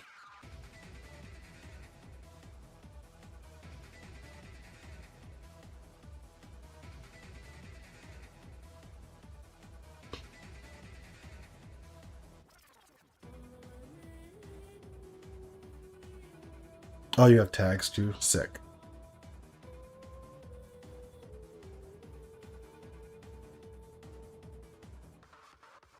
I knew there's something about Sir. Sorry, but I'm spacing. I like this. If y'all did, I don't know if I said this on stream already. When I'm spacing, I'm not actually spacing. I'm just like speed reading the deck. So my bad if I'm quiet. Oh damn! Why just scrape? There's a piece of plastic under my chair.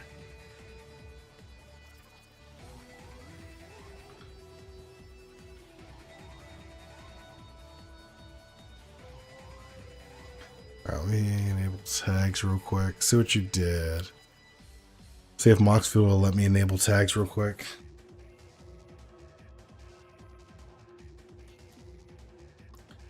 Hell yeah.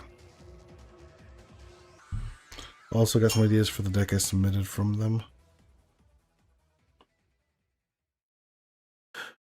Source has...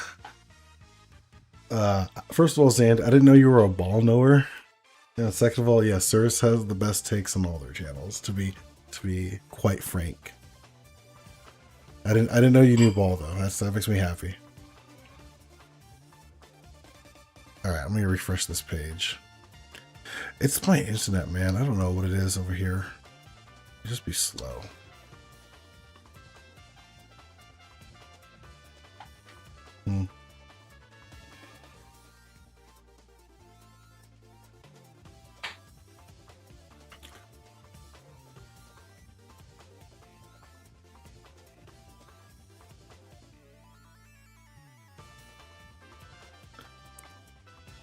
You're a ball knower. You know ball.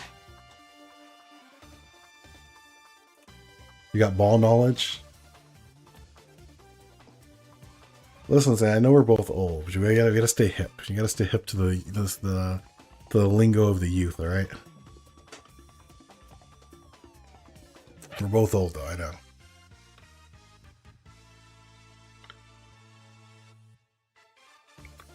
Okay. I guess we're not getting tags today. That's fine too. Untap target. So this is a very budget deck, right? Because this is not a gate deck, but you're running a lot of gates. I turned 40 this year. Yeah, I'm saying I'm either 30 or I'm like 30 or 40 years old. You know what I mean? So I feel you on that, to be honest. Oh yeah, that one green guy's pretty decent here because you run a lot of the gates. Untap target permanent's pretty good.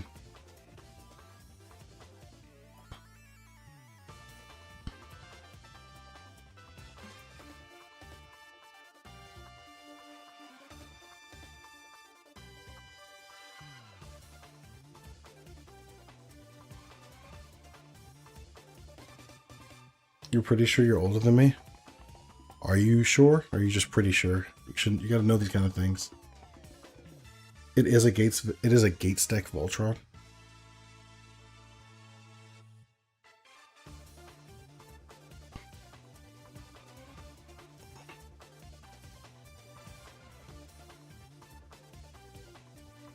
$30 or $40. Depends on it. Win with the glaive and basilisk.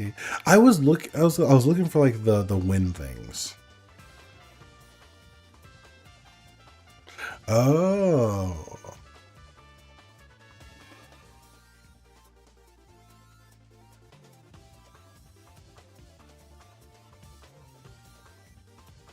Oh. Voltron. Okay. No, this is neat.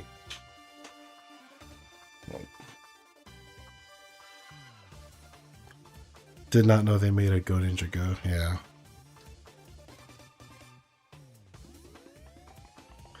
That's actually really neat though.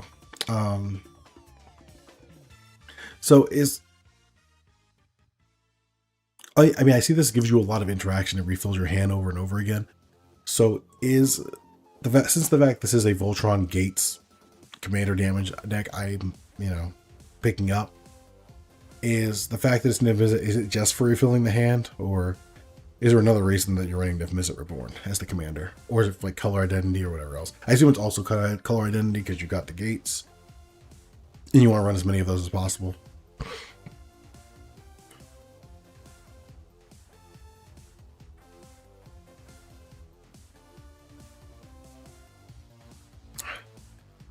This deck is neat.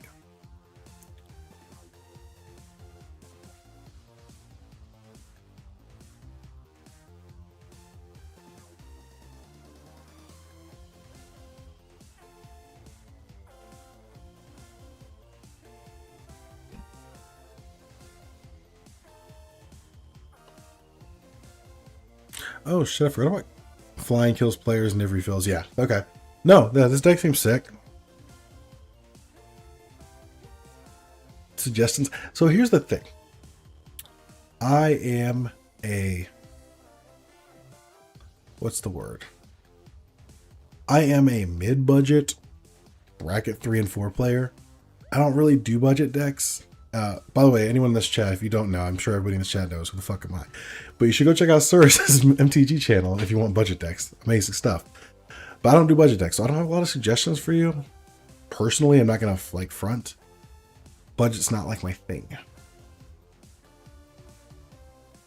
But I do see how this deck works. Like as I'm looking through it and reading it, seeing all of the synergies. This is really cool. A lot of interaction. There's got to be, you have for like 35 pieces of interaction in this deck. Or or something close to that. Am I right?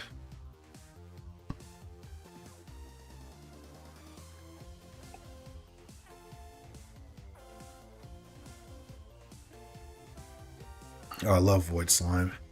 Such an underrated card, actually.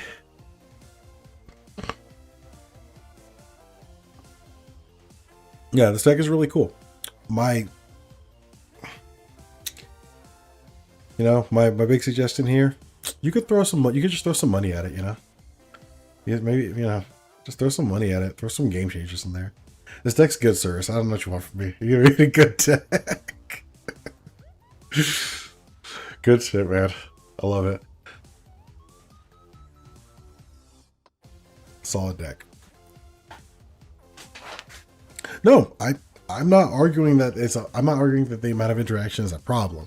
I'm just saying that number is high. Based on what the deck's trying to do, that's absolutely fine. I'm just saying it's a lot. Yeah, I like your deck, sirs. Good shit. You weren't looking for validation from me.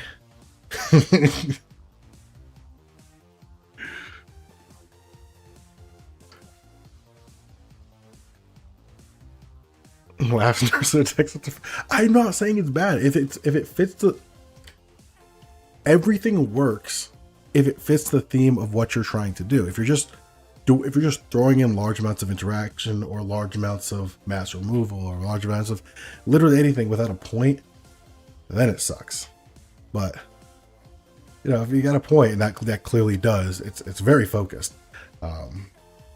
I just would hate to put some of my bracket 4 decks up against it. I'm pretty sure I'm going to get dog walked, as the kids say.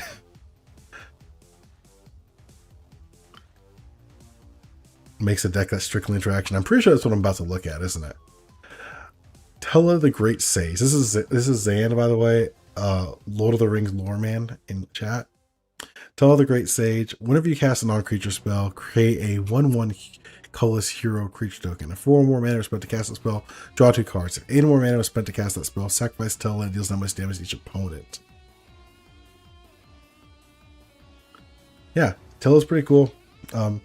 Is it Spell Slinger, but also got your little bit of a Talrand going on. Got some card draw built into it. Seems strong. I want to look at the land base before doing anything else. Call it our Magic deck. True. I'm going to still like doing a quick overview of the whole deck.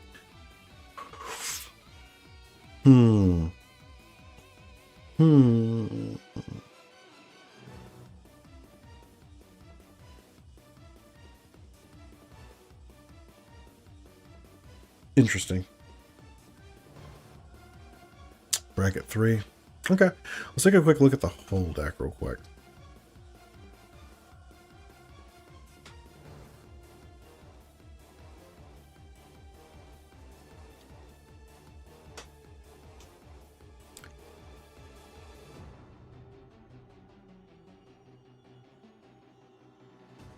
Huh.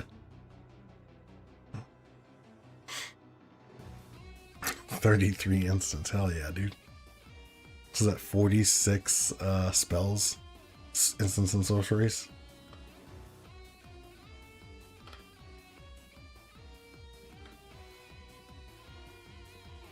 Sokka's Haiku.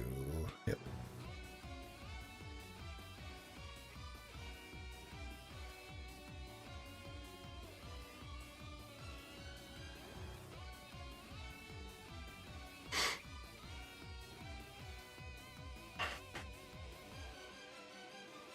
Mm-hmm.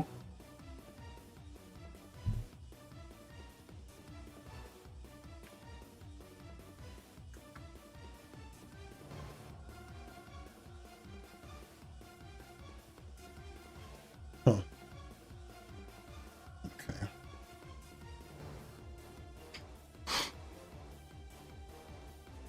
I have some questions already. The Golden Throne is a choice. But we'll look at it. White Lotus tile. Yeah, because you're going to create a bunch of heroes, so I guess that's pretty good there.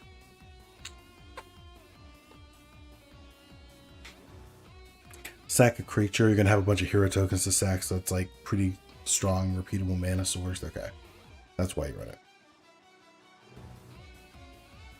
Oh, that's pretty strong.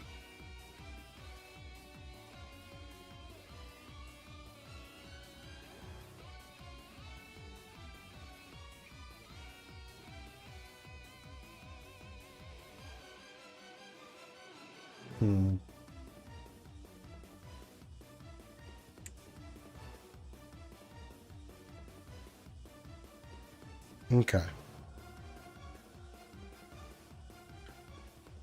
Suffocating Blast. Oh, because it costs more. That's why you want to run it. Because you want the 4 mana or greater to draw the cards. Got it. Wow. There's a lot of that, actually. You're drawing a lot of cards, huh? Now that, like, I'm like, it's all clicking together. How many times do you... How many spells have the 8 mana or more? They're X spells. Fall of the Titans, for sure.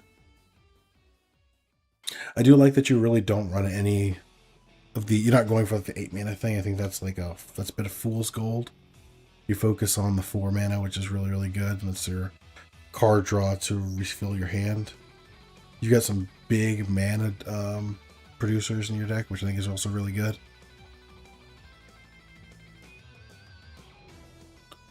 You may have decked out a few times. That scans. Yeah, that's... I wasn't going to suggest this, but now you say that I suggest this.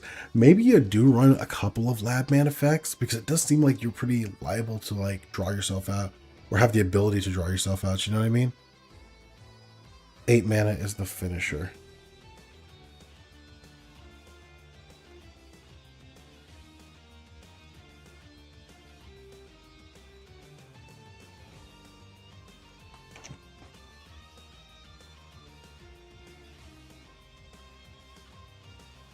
Yeah, because you could just dump all of your mana into like Fireball or Crackle Power. But those are safe to run because you can also just put like 2 power to Fireball or whatever. So that, yeah, no, that's actually, that's how I would run that. I would not run a bunch of 8 mana spells. I'd run X spells, you know what I mean? Jai's Immolating Inferno, things like that. I think that's really, really good. Big mana plays. Yeah, this deck is absolutely explosive. I love this. You are in bracket 3, so you're running how many Game Changers? You're just running Jessica's Will? I mean, you're already in bracket 3. You're already in bracket 3, man. You know? Go for broke. At least add your other 2 Game Changers in there. Like, Cycrypts is the obvious choice, but you don't really need it. And I was going to say Rhystic Study, but you also don't really need that. I'd add your free counterspells, honestly.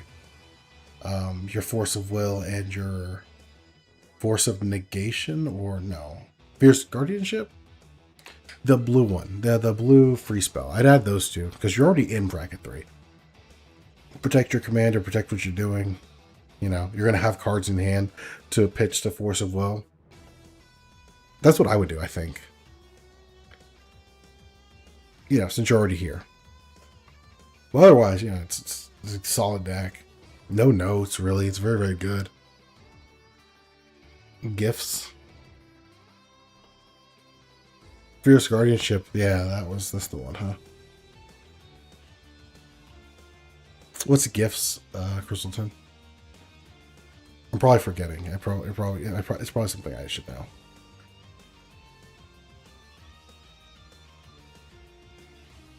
Yeah, I think this deck is really solid, and also like that your the couple of creatures you're running are also good pieces of interaction as well, and they take it. At least this one takes advantage of all non-creatures what you're casting. Really want to get Tella out early. If not, you're kind of boned. Gifts Ungiven. Oh, okay, yeah. Yeah, that's a choice too. If you wanted to.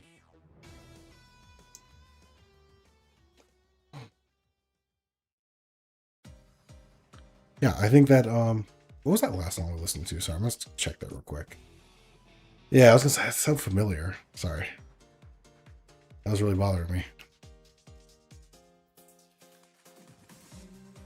Yeah, you've got all your ramp. I think this is I think you've got to put together a real solid. You put together a real solid situation here, IMO.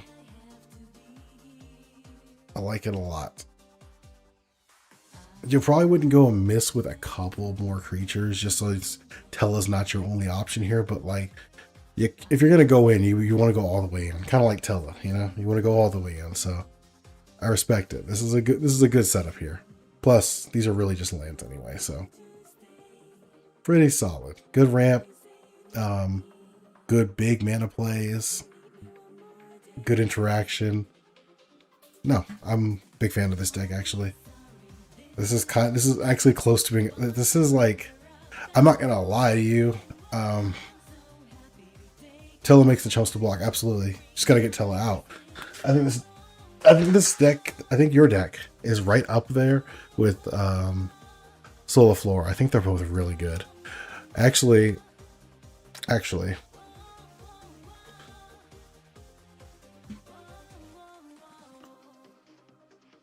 hold on.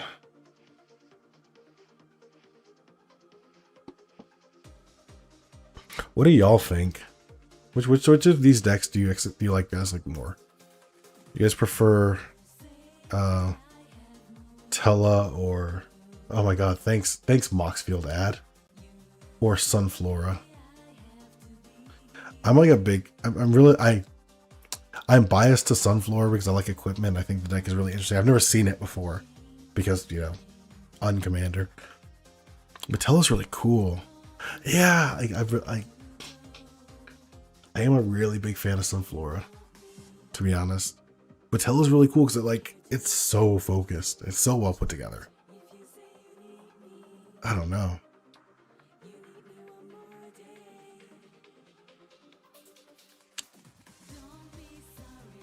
Yeah, big fan of both these decks though. I think no matter what, just solid builds. And let me check.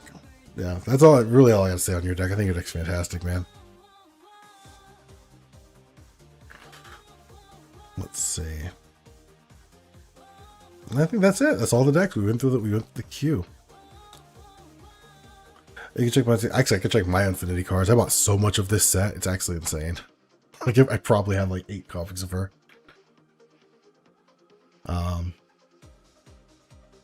Need to update stuff from the last few sets. Yeah, there are plenty of choices, but your deck as it is now is really, really well done. I would not be rushing if I were you. If you had other decks you wanted to build first, that one's still very solid. I bought a booster and a collector box. I bought 4 of the play boosters, whatever, the draft boosters, whatever they're called, and then I bought a collector booster at the time. But there was a point where they were super like dirt cheap, so that's why I picked them up. But yeah, I guess that's it. We've looked at everyone's deck. I think everybody got some time to look to suggestions. Maybe not good suggestions, but y'all got some suggestions from me. And the queue's cleared up, so we've been doing this for like 3 hours. Yeah, I guess we can call it for the night. This is fine. Plus a little fly got in my window and it's really pissing me off. So yeah, this was a lot of fun. I really enjoyed this stream. If y'all enjoyed this stream, check out channel memberships if you're not a member, or just subscribe and check out the Discord. Discord's pinned still. Bought a lot of Unstable looking for foil basics, didn't get it. When I bought Unstable, I also didn't get a lot of foil basics. But yeah, this is super fun. How often do you guys want to do this? I'm going to post this as a poll soon, making it less of a to-do and just kind of something we can do impromptu. What would I cut from yours or something to live in? Yeah, I can DM you the info. Yeah, I want to know, like, this could be done pretty impromptu. I didn't have anything super duper special planned for this one. It was just run the stream, check out y'all's lists, and then no special events planned, no like custom car competition like we've done before. I'd also like to do streams where I kind of sit down with y'all and like do maybe monthly. Yeah, monthly feels right for this kind of thing, right? I'd also like to do streams where I sit down and play Spell Table with y'all. I think that would be really fun. Just spell table with the subscribers and patrons, or not patrons, members. Jeez, YouTube. And then I also like to do some streams where we can all like just do dives together. One of the things I was planning on doing tonight, which I don't think I'm going to do anymore because it's a little. They've been doing this for a while now, which is not a complaint. I'm having a really good time, but just for time's sake, I was going to do a Reddit deep dive. Because I thought that would be fun. There's a couple of Reddits. I don't know if you guys have heard. Let me pull this Reddit up for you, okay? Reddit. You might have heard of this one before.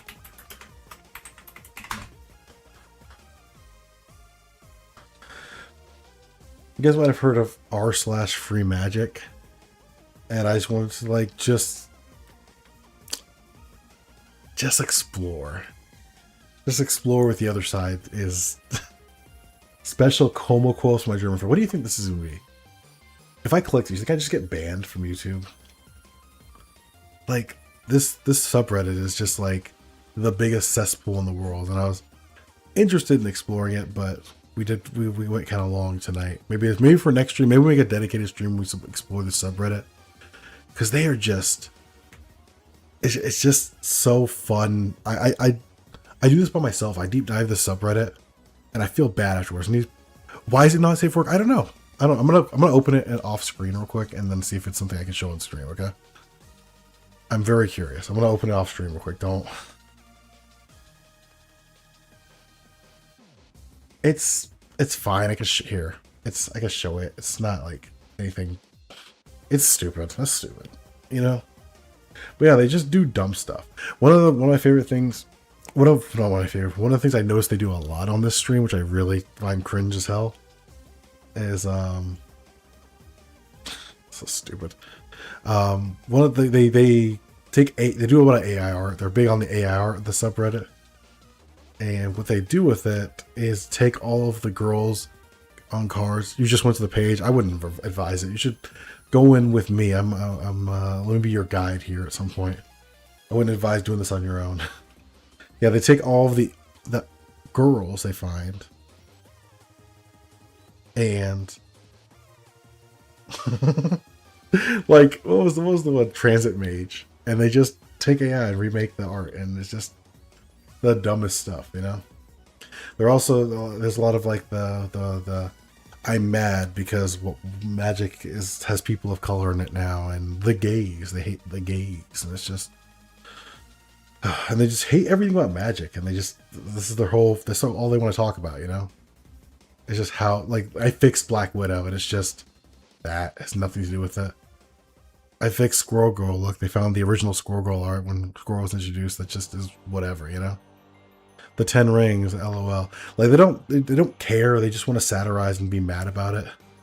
Be mad about the fact there are minorities and women in magic, and it's just, I don't know. I thought something we could deep dive in together, but we'll do it later. We're not gonna do it today. Just something for y'all to think about if you want to do that. Play some Spell Table. I'm thinking about Twitch streaming as well at some point, and just playing video games. So if you guys want to check that out too, no pressure on that though. I know it's completely different content, and I'm not like pushing that on my channel. Just something else to think about. Anyway, I guess that's going to be it for tonight. I really appreciate hanging out with you guys. Keep an eye out on community polls and tabs and stuff. Check out memberships if you're not a member and you're interested in becoming a member. Again, thank you, Zan, for becoming a member. Thank you for Aging Soul Slayer for hanging out and being a member. Just everybody who's been here tonight. Lynn, I know she's gone, but thank you so much. All the members, all the not members too. You guys are also great. I love all of you. Really make my night. This is very fun. But yeah, here's the outro thing, and y'all have a fantastic night. Check out the Discord. We're still hanging out in Discord. I'll leave this running for a while. We're starting soon.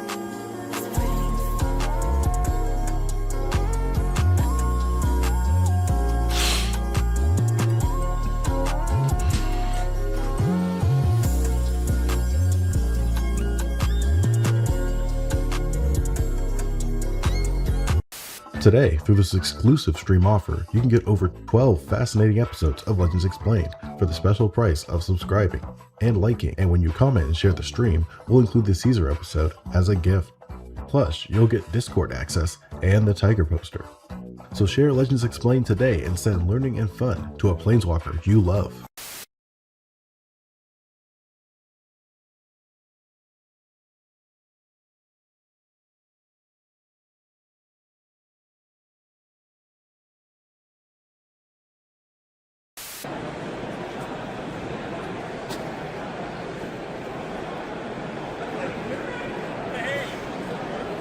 I admit it, raccoons are kinda delicious. Gave me a plate of raccoon, now it's finished. Coon dripping, cause the meat's so greasy. How do you cook a raccoon? It's so easy. First you gotta get it, no hair, gotta trim it, and take it back home while it's alive, don't kill it. Grab a skillet, high heat, gotta grill it, or throw it in an air fryer for 10 minutes. No, I'm not kidding, it's always been that easy. Raccoons are fair game. I used Imperial Rome as the model for my legion.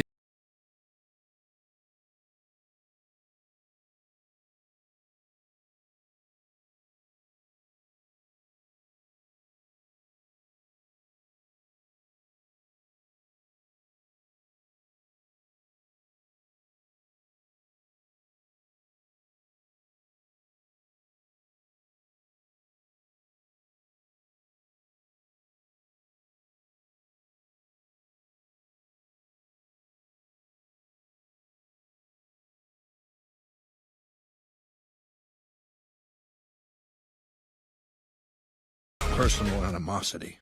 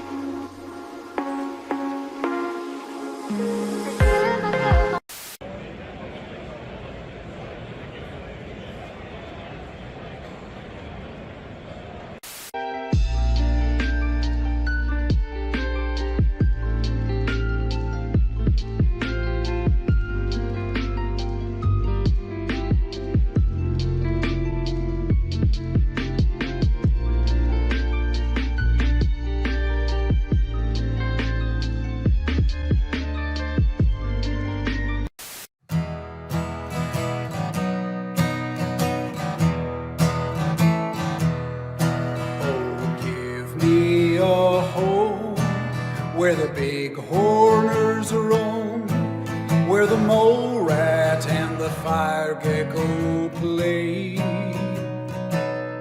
Hey, I just wanted to thank my channel members real quick for the support they offer. I really appreciate you guys. Y'all basically validate my attempts to do this whole YouTube thing over the last 4 years, and I really do appreciate you. Specifically want to thank Delude, Daedric Soulslayer, Damian Black, Lynn Collins, TCPI, Knuckles Gum, Xander Valor, and Spleen Munchin. Y'all actually rock. Don't even want to take this moment to ask anyone else to join. I just want to thank you who are currently here. Of course, I welcome anybody else to join, link in the description, but thank you if you're already supporting me. It does mean the world.